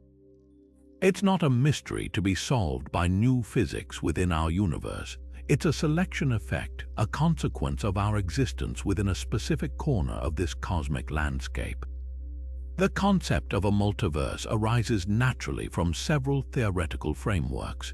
One prominent source is eternal inflation, a variation of the inflationary theory that posits an endlessly self-reproducing universe. In eternal inflation, the process of cosmic inflation, which rapidly expanded the early universe, never truly stops everywhere. Instead, it continues indefinitely in some regions, spawning new, bubble universes that pinch off and grow, creating a vast and diverse landscape of universes. Each of these bubble universes could have different physical constants, different particle masses, and crucially, different values for their cosmological constant or dark energy. Another source is string theory, or more precisely, M theory, which suggests a landscape of possible vacua. In string theory, the extra dimensions are compactified in various ways, and each way corresponds to a different vacuum state, effectively a different universe with unique physical laws and constants. This landscape is thought to contain an enormous number of possible universes, perhaps as many as 10 to the power of 500. In these multiverse scenarios, the perplexing fine-tuning of dark energy, that it is tiny but non-zero, allowing for galaxy formation and a long-lived universe, is explained by the anthropic principle. If there are countless universes and the value of dark energy varies randomly across them, then most universes would either expand too rapidly for stars and galaxies to form or collapse too quickly for life to emerge. We simply happen to find ourselves in one of the rare universes where the value of dark energy is just right for life to exist and evolve. It's like a cosmic lottery with an infinite number of tickets. Our existence guarantees that we hold one of the winning tickets, not because the lottery was rigged, but because only the winners can observe the outcome. This framework shifts the question from why is dark energy so small to what kind of universes can support observers, and proposes that we inhabit such a universe out of sheer statistical necessity. The appeal of multiverse and landscape scenarios is their ability to potentially resolve not just the dark energy problem, but also other fundamental fine-tuning issues in physics, such as the weakness of gravity compared to other forces. If fundamental constants vary across universes, then their specific values in our universe are simply environmental parameters rather than deep puzzles demanding explanation from first principles. This perspective suggests that the missing energy isn't a problem to be solved by a single, elegant theory of everything, but rather a statistical inevitability in a vast ensemble of realities.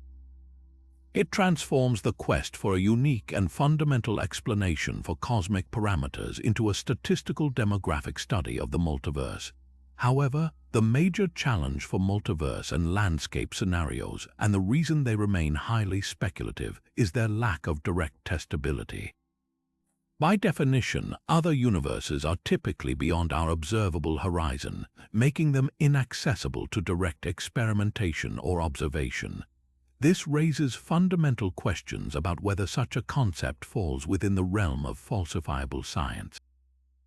While the multiverse might explain fine-tuning, critics argue that it merely pushes the problem up a level, requiring an explanation for the existence of the multiverse itself and the distribution of parameters within it.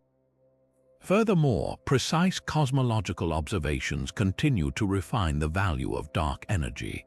If future theories can naturally predict this value from fundamental principles within a single universe without resorting to the multiverse, then the anthropic principle's explanatory power might diminish. The ongoing debate highlights the philosophical tension between seeking specific physical mechanisms for cosmic parameters versus embracing a statistical explanation across a vast cosmic ensemble. While the multiverse suggests an ultimate statistical explanation for dark energy, what if the answer is literally closer to home, emerging from the very fabric of spacetime itself in a way we don't yet fully grasp? This brings us to a radical reinterpretation of gravity and dark energy known as gravitons as dark energy. Imagine that the mysterious repulsive force accelerating the universe isn't some exotic new field or a constant of empty space, but rather a collective, albeit subtle, effect of the fundamental particles that mediate gravity, gravitons. This idea challenges our intuition about what gravitons are and how they behave, proposing that their quantum nature could be the ultimate source of cosmic acceleration. The concept of the graviton is rooted in quantum field theory, which successfully describes all other fundamental forces of nature in terms of mediating particles. For example, the electromagnetic force is mediated by photons, and the strong and weak nuclear forces are mediated by gluons and W and Z bosons, respectively. Similarly, general relativity, our current best theory of gravity, is expected to have a quantum counterpart where gravity is mediated by a hypothetical elementary particle called the graviton. Gravitons are theorized to be massless, spin-2 particles that travel at the speed of light. they are incredibly difficult to detect, as gravity is by far the weakest of the four fundamental forces, and quantum gravitational effects are typically only significant at incredibly high energies or extremely small scales, far beyond what our current particle accelerators can probe. However, the gravitons as dark energy hypothesis speculates that while individual gravitons are extremely elusive, their collective quantum behavior might somehow manifest as the cosmic acceleration. One avenue of thought explores the possibility that gravitons, despite being massless, could effectively acquire a small mass or a self-interaction in certain quantum gravity theories or through their interactions with some unknown background field. If gravitons possessed a tiny but non-zero mass, this could lead to a modification of gravity on very large scales, potentially generating a repulsive force that mimics dark energy. This concept is explored in theories of massive gravity, where the graviton is not strictly massless but has an incredibly tiny mass that only becomes relevant on cosmological distance scales. Such a massive graviton would alter the inverse square law of gravity at vast distances, leading to cosmic acceleration. Alternatively, some ideas suggest that dark energy could arise from the quantum fluctuations of the gravitational field itself. Just as quantum mechanics predicts that the vacuum of space is filled with virtual particles constantly popping into and out of existence, it also predicts quantum fluctuations in the gravitational field. If these quantum fluctuations of spacetime or the ephemeral dance of virtual gravitons somehow contribute a net positive energy density to the vacuum, it could manifest as dark energy. This would be a more direct link between the quantum nature of gravity and the observed cosmic acceleration, removing the need for an external, separate dark energy field. It frames dark energy not as a separate entity, but as an intrinsic property of the quantum gravitational vacuum. However, the gravitons as dark energy hypothesis faces immense theoretical and observational hurdles. A primary challenge is the lack of a complete and consistent quantum theory of gravity. Until physicists have a fully working theory that unifies general relativity with quantum mechanics, any ideas involving gravitons as a source of dark energy remain highly speculative. Theories of massive gravity, for instance, often struggle with theoretical inconsistencies, such as the appearance of ghost fields particles with negative kinetic energy that indicate a breakdown of the theory or violate causality. Ensuring that a massive graviton theory is stable, physically viable, and compatible with all known observations, particularly the exquisite precision of general relativity's predictions on solar system scales, is a formidable task.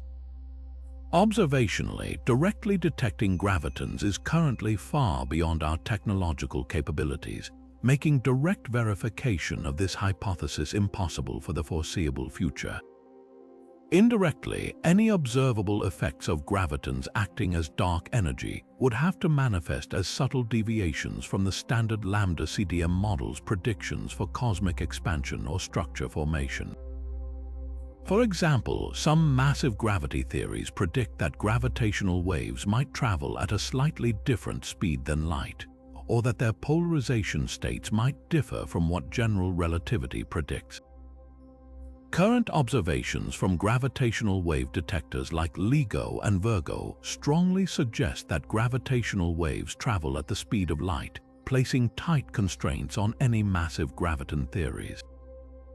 While the idea of gravitons as dark energy offers a compelling, unified view where gravity itself is the source of cosmic acceleration, it awaits a more complete quantum theory of gravity to provide a robust framework for its testability. While gravitons as dark energy focus on gravity's quantum nature, what if the universe's acceleration isn't due to exotic fields or particles, but rather to the very act of observation itself influencing cosmic evolution? This brings us to a mind-bending, philosophical, and highly controversial idea: the observational effects and anthropic bias explanation for dark energy. This perspective suggests that our perception of an accelerating universe, and thus the inferred need for dark energy, might be a consequence of inherent biases in our observational methods or, more profoundly, a selection effect related to our existence as observers within a specific region of the cosmos. It challenges the objectivity of our cosmic measurements, proposing that what we see might be filtered through an implicit anthropocentric lens. The core of this idea isn't that dark energy literally doesn't exist, but that its magnitude or even its very presence is misinterpreted due to subtle biases. One aspect relates to observational selection effects. For instance, if the universe isn't perfectly homogeneous on large scales, as some backreaction theories suggest, and we happen to be in a slightly underdense region, a cosmic void, our measurements of distant supernova, which are used to chart the universe's expansion, might be skewed. Light from supernova travels through these varying cosmic landscapes, and its path can be affected by the distribution of matter along the line of sight. If our local region is expanding faster than the global average due to being in a void, it might lead us to perceive a greater acceleration than is truly present for the universe as a whole. This is a more nuanced take on the cosmic filaments and voids idea, focusing on how our vantage point influences our perception. However, the more radical aspect of observational effects and anthropic bias delves into the realm of the anthropic principle, which we've previously touched upon. If the universe we inhabit is just one of many in a vast multiverse, each with different fundamental constants, then our existence alone places a severe observational bias on what we can perceive. We can only exist in a universe where the conditions, including the value of dark energy, permit the formation of galaxies, stars, and ultimately conscious observers. Therefore, the observed value of dark energy might not be a direct physical puzzle to be solved from first principles within our universe, but a statistically probable outcome given the sheer number of universes in the multiverse and the conditions necessary for life. In this view, the missing energy isn't missing. It's simply precisely what it needs to be for us to be here, and our observation of it is thus inherently biased by our own existence. It's a profound statement about the relationship between observer and observed in the cosmic context. Proponents of this view argue that it offers an elegant way to resolve the fine-tuning problem of dark energy without introducing new physics or exotic components into our universe. It shifts the burden of explanation from finding a deep, underlying mechanism for the specific value of dark energy to embracing a statistical explanation within a grander cosmic ensemble. This can be particularly appealing if fundamental physics theories continue to struggle in deriving the tiny, observed value of the cosmological constant from first principles. If the physical laws allow for a wide range of dark energy values, then our universe simply selects one from that range that is compatible with observers. However, observational effects and anthropic bias is highly controversial within the scientific community. Critics argue that relying on observational bias or the anthropic principle is a form of scientific surrender, akin to giving up on finding a deeper physical explanation. It is seen by many as non-falsifiable science, as it makes no testable predictions about the value of dark energy other than that it must be compatible with our existence. If there is no way to independently verify the existence of the multiverse or to quantify the distribution of parameters within it, then the explanation remains largely philosophical rather than empirical. Furthermore, rigorous analysis of current cosmological data, including the cosmic microwave background and Type Ia supernova, has consistently shown that the universe is remarkably homogeneous on large scales, and that the accelerating expansion is a robust, globally consistent phenomenon, providing strong evidence against it being merely a local observational artifact. Despite its controversial nature, the concept serves as a crucial reminder in cosmology. Our interpretations of the universe are always filtered through the lens of our observational capabilities and our theoretical assumptions. It compels cosmologists to continually scrutinize their models for implicit biases and to push the boundaries of observational precision to rule out any potential misinterpretations. While it might not be the ultimate answer, observational effects and anthropic bias keeps us honest, urging us to question whether the universe is truly as it appears, or if our very presence within it creates a subtle yet profound filter on our cosmic perceptions. While observational effects suggest a bias in our perception, and gravitons hint at gravity's quantum nature, what if the very essence of gravity and its cosmic effects, including dark energy, springs not from a fundamental force, but from the more abstract concepts of entropy and information? This leads us to the profoundly elegant and controversial theory of entropic gravity, a concept that attempts to unify not only dark matter, but also dark energy into a single, emergent framework, building directly upon the ideas of emergent gravity and the holographic principle. Imagine gravity not as a fundamental pull, but as a statistical tendency for systems to move towards states of higher entropy, where entropy is a measure of disorder, or more precisely, the number of possible microscopic arrangements consistent with a macroscopic state. This revolutionary idea, most eloquently formulated by Eric Verland in 2010, posits that gravity is an entropic force, much like temperature emerges from the statistical behavior of countless molecules, or pressure arises from the collective collisions of gas particles. According to this view, gravity is not a mediator of interactions like other forces. Instead, it's a consequence of changes in the amount of information associated with the positions of matter within a holographic screen. Think of the universe as a vast information system. When a piece of mass moves, it changes the information content on an underlying holographic screen, and gravity is simply the universe's tendency to maximize entropy, pushing systems towards more probable configurations. This provides a natural thermodynamic basis for gravity, rather than assuming it's a fundamental interaction. This interpretation offers a powerful framework for not only explaining how gravity works, but also for tackling the perplexing problem of dark matter without introducing new, unseen particles. If gravity is an emergent phenomenon, then the misplaced gravitational effect seen in galaxies could be an intrinsic property of how this emergent gravity behaves in low-density, information-sparse environments, rather than requiring an invisible mass. But entropic gravity goes further, offering a potential explanation for dark energy as well, drawing on its roots in information theory and the holographic principle. If gravity arises from the information content of space-time, then the accelerating expansion of the universe could be intrinsically linked to the dynamics of this information.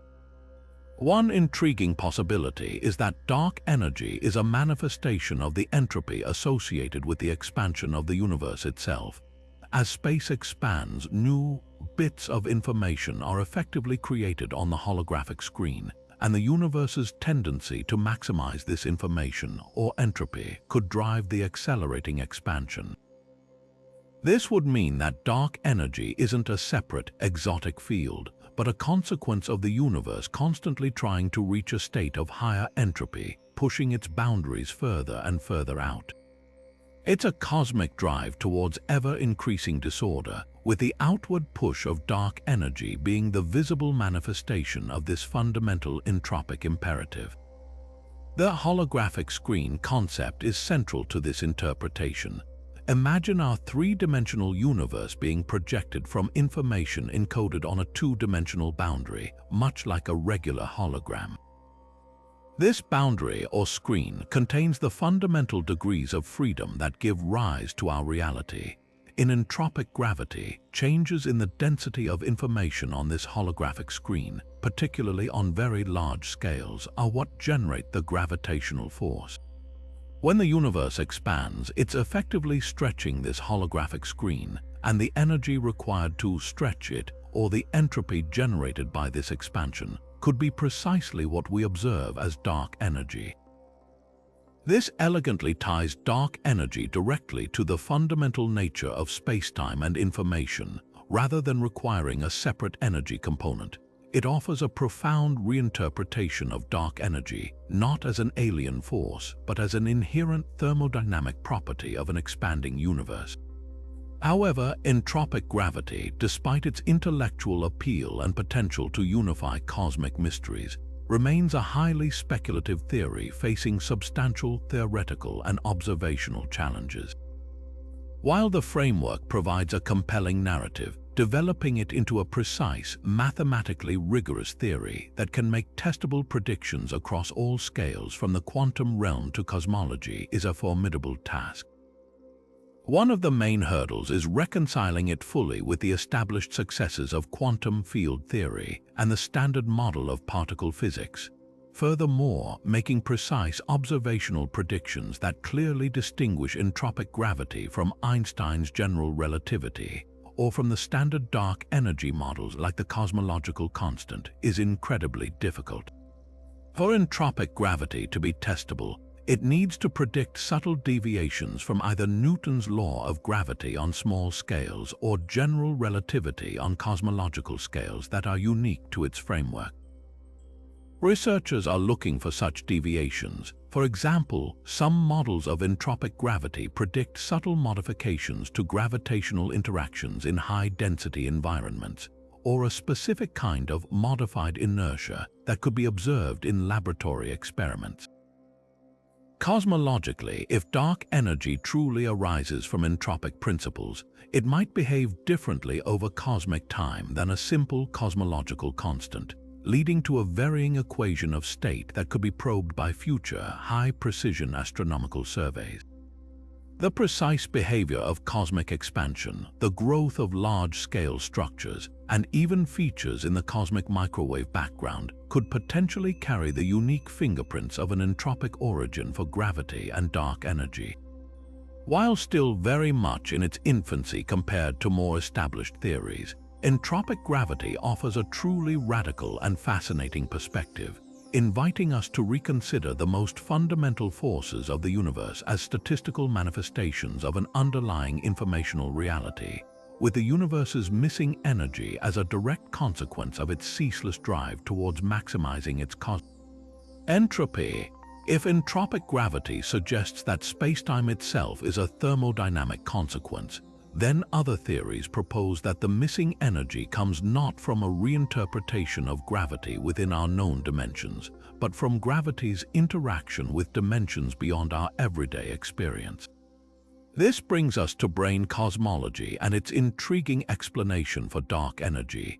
Imagine our entire three-dimensional universe along with its one dimension of time as a single, thin brain floating within a much larger, higher-dimensional space called the bulk.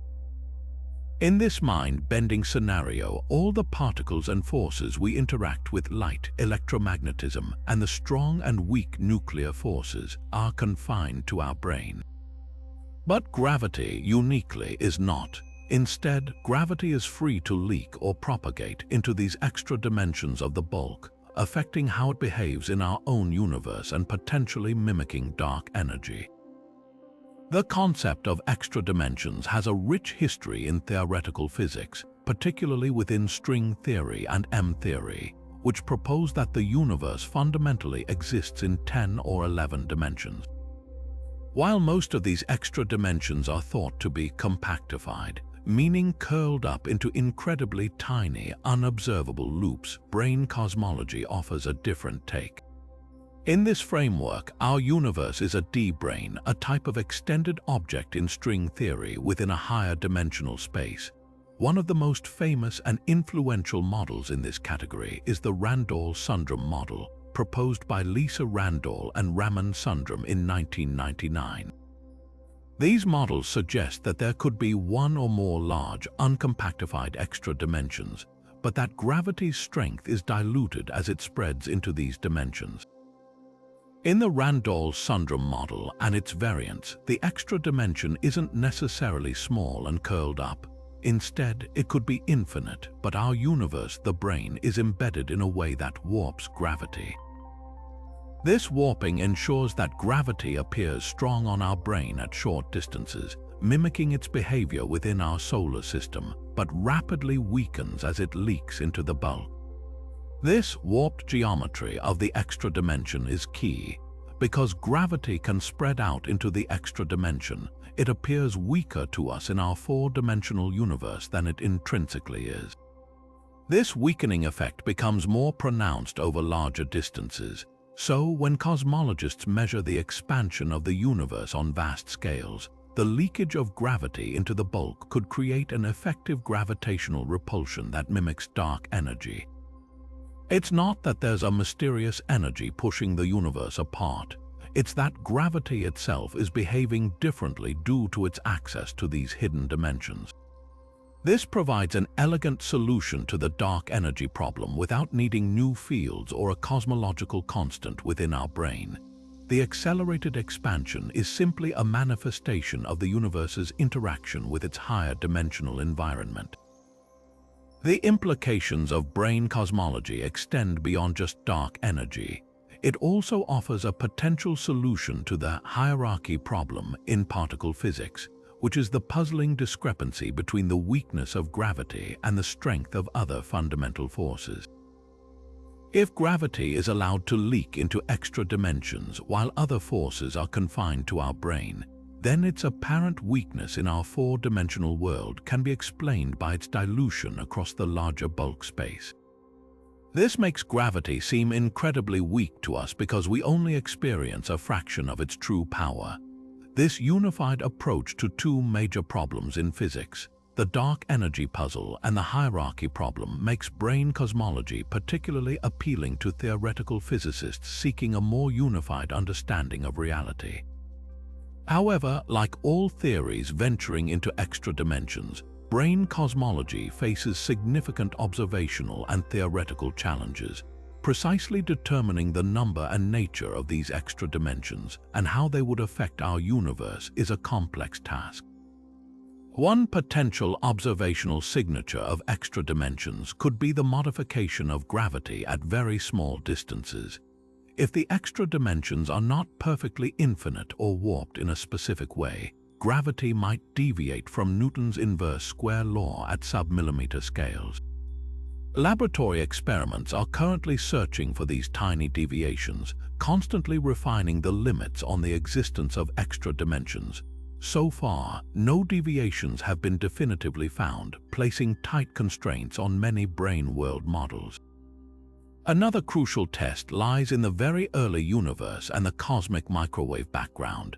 Brain cosmology models must be able to reproduce the precise patterns of temperature fluctuations observed in the CMB, which encodes information about the universe's initial conditions and its evolution. Furthermore, the growth of large-scale structures and the expansion history of the universe provide powerful constraints. Different brain models will predict different effective equations of state for this mimic dark energy, and future high-precision cosmological surveys will be able to distinguish between these predictions and the standard cosmological constant. The detection of gravitational waves, particularly from the early universe, could also provide valuable clues, as the propagation of gravitational waves might be affected by the presence of extra dimensions. While still speculative, brain cosmology offers a compelling and elegant framework, suggesting that the universe's missing energy might be a clue not to a new component within our reality, but to a grander, higher-dimensional reality of which our universe is merely a part. While brain cosmology suggests a more expansive reality, let's consider a scenario where the universe's mysterious constituents, dark matter and dark energy, are not entirely separate and aloof, but instead engage in a subtle, non-gravitational cosmic dance. This brings us to the intriguing concept of interacting dark energy, a class of models that proposes a direct energy exchange between dark energy and dark matter. Imagine these two invisible entities not just coexisting, but actively influencing each other, perhaps even transforming one into the other, which could profoundly alter the universe's evolution and offer elegant solutions to some of cosmology's most perplexing puzzles. The standard cosmological model, lambda CDM, assumes that dark matter and dark energy are entirely separate components that only interact through gravity. Dark matter forms the invisible scaffolding for cosmic structures, while dark energy uniformly accelerates the expansion of the universe. However, this raises the cosmic coincidence problem. Why do dark matter and dark energy have comparable energy densities precisely at the present epoch, after billions of years of cosmic evolution? If they are completely independent, this alignment seems like an extraordinary fluke. Interacting dark energy models attempt to resolve this by positing a continuous energy flow between them. For instance, some models suggest that dark energy might decay into dark matter, providing a source of fresh dark matter particles as the universe expands. Conversely, dark matter might slowly decay into dark energy, or there could be a direct interaction where energy effectively leaks from one to the other. This dynamic coupling ensures that their relative energy densities remain comparable over a longer period, making the current coincidence a natural consequence of their ongoing interaction rather than a lucky accident. The precise nature of this interaction varies across different models. It could be a simple linear exchange or a more complex density-dependent coupling. Regardless of the specific mechanism, the fundamental idea is that the equation of state for dark energy, or the effective gravitational pull of dark matter, is influenced by the other component. This non-gravitational interaction would profoundly affect the universe's expansion history and, crucially, the growth of cosmic structures. For example, if dark energy can decay into dark matter, this process could lead to a continuously replenished supply of dark matter, altering the rate at which galaxies and galaxy clusters form. If dark matter can decay into dark energy, it would smooth out density fluctuations, affecting how efficiently structures grow. This intermingling of the two mysterious components means that they are no longer just passive background elements but active participants in shaping the cosmos, dynamically adjusting their roles as the universe evolves. The theoretical implications of interacting dark energy are far-reaching. Such models could potentially alleviate the Hubble tension, a discrepancy between the expansion rate of the universe measured locally and that inferred from the cosmic microwave background. If dark energy and dark matter interacted in specific ways in the early universe, it could alter the effective expansion rate perceived at different epochs, potentially bridging this observational gap. Furthermore, these interactions could offer a natural mechanism for the dark energy to become dominant at just the right time, solving the cosmic coincidence problem without resorting to fine-tuning. The elegance of a unified dynamic system working in concert rather than two separate, independently evolving entities holds considerable theoretical appeal for many cosmologists. However, moving from theoretical elegance to observational confirmation is where interacting dark energy models face their most significant challenges. The most powerful constraints on these models come from the cosmic microwave background, or CMB, and the large-scale structure of the universe. The CMB provides an exquisite snapshot of the universe in its infancy, and its precise patterns of temperature fluctuations are incredibly sensitive to the universe's energy content and expansion history. Any interaction between dark energy and dark matter would leave a distinct imprint on these patterns. For instance, if dark energy is decaying into dark matter, it would change the effective speed of sound in the early universe, altering the distribution of peaks and troughs in the CMB power spectrum. Current high-precision CMB data from missions like the Planck satellite have placed very tight constraints on these types of interactions, generally favoring the standard lambda CDM model where dark matter and dark energy do not interact non-gravitationally, or at least that any such interaction is exceedingly weak. Similarly, the growth of large-scale structures, how galaxies and galaxy clusters form and evolve over cosmic time, is highly sensitive to the properties of dark matter and dark energy. If these two components are interacting, it would alter the gravitational potential wells that drive structure formation. For example, if dark energy were decaying into dark matter, it would effectively increase the amount of dark matter over time, which would enhance the growth of structures. Conversely, if dark matter transformed into dark energy, it would suppress structure formation. By precisely mapping the distribution of galaxies and galaxy clusters across vast cosmic distances, and by studying gravitational lensing effects, cosmologists can infer the history of structure growth, and these observations provide powerful tests for interacting dark energy models. So far, the data consistently supports the standard lambda CDM picture, severely limiting the parameter space for significant non-gravitational interactions between dark energy and dark matter. While the idea remains theoretically compelling, the current observational evidence strongly suggests that these two mysterious components, if they interact at all, do so very, very weakly, or that the universe's missing energy puzzle lies elsewhere entirely. While interacting dark energy models tweak the present cosmic dance, perhaps the answer to the universe's missing energy lies in the very first moments of its existence, in the fundamental Big Bang and its initial conditions. Imagine the universe not as a cosmic experiment whose parameters are set by some external force, but as an entity whose ultimate fate and current composition, including the mysterious dark energy, were predetermined by the precise, almost impossibly fine-tuned state it began in. This profound idea suggests that the perplexing value of dark energy isn't some arbitrary constant or a dynamic field that mysteriously emerged, but rather an intrinsic inheritance, a frozen relic of the universe's primordial state, shaped by the most energetic and exotic physics imaginable. The concept intertwines deeply with the theory of cosmic inflation, a period of extraordinarily rapid, exponential expansion that, according to our best cosmological models, occurred just fractions of a second after the Big Bang. Inflation solves several nagging problems with the standard Big Bang model, such as the flatness problem, why the universe is so spatially flat, and the horizon problem, why widely separated regions of the universe are so uniform in temperature.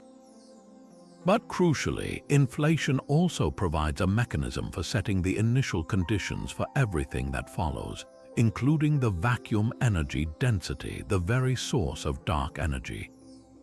During inflation, a hypothetical scalar field called the inflaton field drives this superluminal expansion.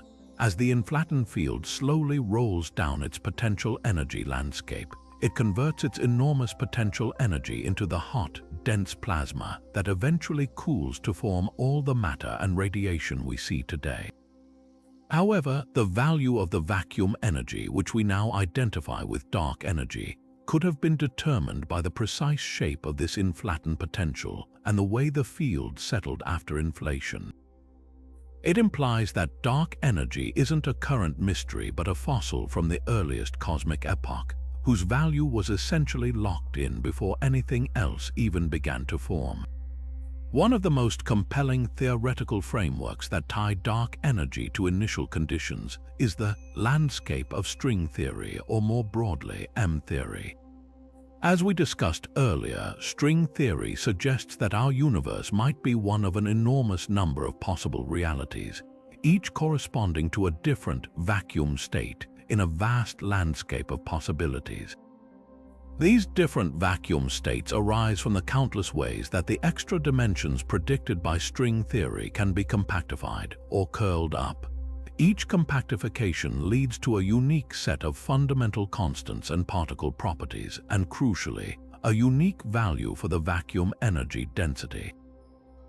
In this incredibly vast landscape, which could contain as many as 10 to the power of 500 different universes, the initial conditions of our universe, the specific vacuum state it settled into after inflation, would have determined the precise value of our dark energy. It implies that our specific value of dark energy, which seems so perfectly suited for the emergence of life, is not a fine-tuned miracle but rather a statistically probable outcome within such a vast cosmic ensemble. We simply exist in one of the universes where the initial conditions allowed for our existence. Beyond the landscape of string theory, general quantum fluctuations in the early universe could also play a role in determining the vacuum energy density. According to quantum mechanics, even empty space is teeming with virtual particles constantly popping into and out of existence. These quantum fluctuations of various fields contribute to the overall vacuum energy. However, calculating this energy leads to an astronomically large value, known as the vacuum catastrophe or the cosmological constant problem, a discrepancy of 120 orders of magnitude between theory and observation. Theories that link dark energy to initial conditions attempt to address this by suggesting that some unknown mechanism during the very early universe, perhaps related to quantum gravity or the dynamics of inflation, somehow cancelled out most of this enormous vacuum energy. What we are left with today, the tiny, observed amount of dark energy, is the minuscule residual, the tip of an enormous iceberg, whose initial conditions set its final, incredibly small value. This could be akin to a cosmic dial that was set during the Big Bang, and that setting is what determines dark energy's influence today. The appeal of linking dark energy to initial conditions and the Big Bang lies in its potential to provide a fundamental explanation without introducing new, currently unobserved particles or forces. It shifts the mystery from what is dark energy to what determined the initial state of the universe. While this moves the problem, it does so to a realm where theoretical frameworks like string theory and quantum cosmology are actively exploring, suggesting a deeper connection between the largest scales of the universe and the most fundamental aspects of quantum gravity. However, precisely because these initial conditions are so far removed from direct observation, and the physics of the very early universe is so extreme, these theories are incredibly difficult to test directly. We cannot simply rewind the cosmic clock to observe the Big Bang's initial settings. Instead, the primary way to test these ideas is through their cosmological implications for the present-day universe. If dark energy is indeed a fossil of initial conditions, then its value should be fixed and constant, consistent with a cosmological constant. Precise measurements of the universe's expansion history, particularly by upcoming large-scale surveys, will be crucial. If these observations continue to support a value of dark energy that does not evolve over time, it strengthens the case for it being a fundamental constant set by initial conditions.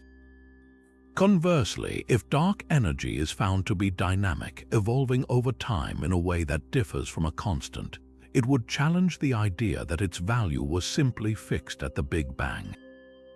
Furthermore, theories that link dark energy to the quantum fluctuations of the vacuum also need to explain why this cancellation mechanism left behind such a tiny, but non-zero residual value. Why this number question remains one of the deepest puzzles in physics. Ultimately, the quest to understand the universe's missing energy continues to push the boundaries of human knowledge, forcing us to look from the largest cosmic scales back to the incredibly small quantum realm of the Big Bang's first moments in an unending search for the ultimate truth about our universe. As we bring this odyssey through the universe's most profound mysteries to a close, it's clear that the case of the missing energy is far from solved. We've journeyed through 30 incredible theories, each one a testament to humanity's insatiable curiosity and scientific ingenuity.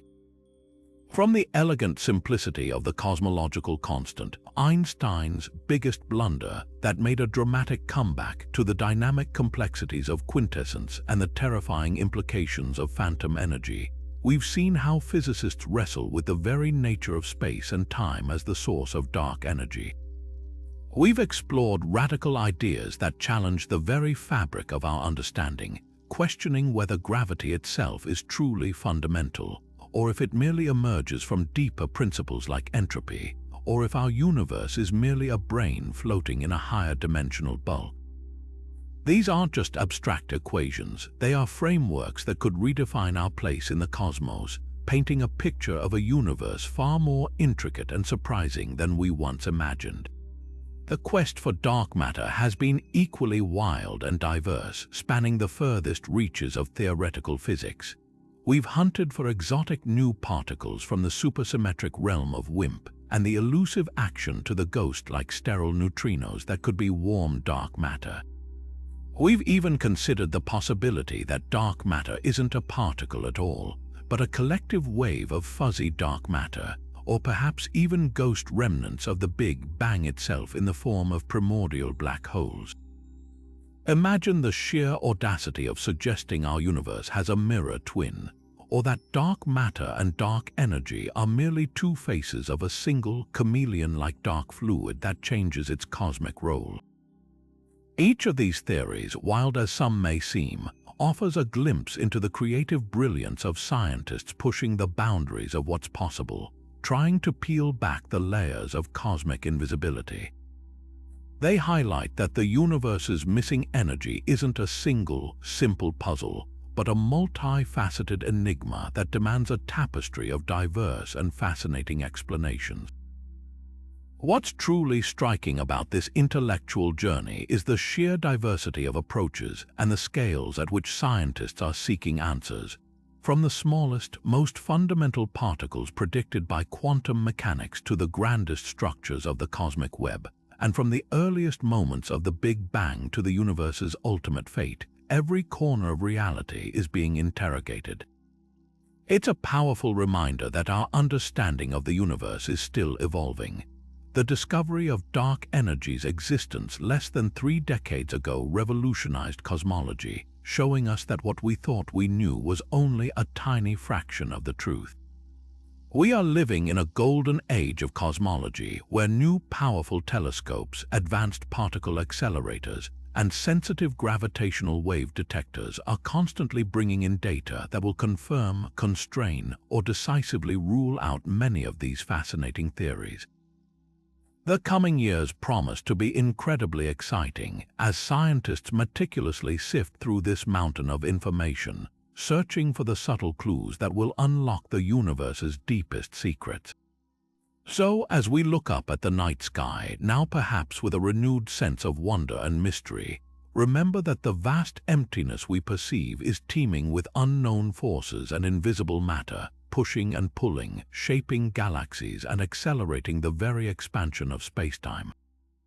The universe's missing energy is not just a scientific problem.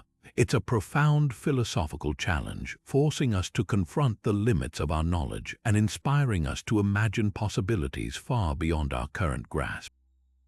Which of these 30 theories resonated most with you? Was it the elegant simplicity of a modified gravity, the mind-bending complexity of a multiverse, or the tantalizing prospect of a new, undiscovered particle? Share your favorite theory in the comments below and let us know what cosmic mysteries you'd like us to explore next. If you've enjoyed this deep dive into the unknown, be sure to subscribe for more journeys into the heart of the cosmos. Together, we can continue to unravel the universe's most perplexing riddles, one cosmic mystery at a time.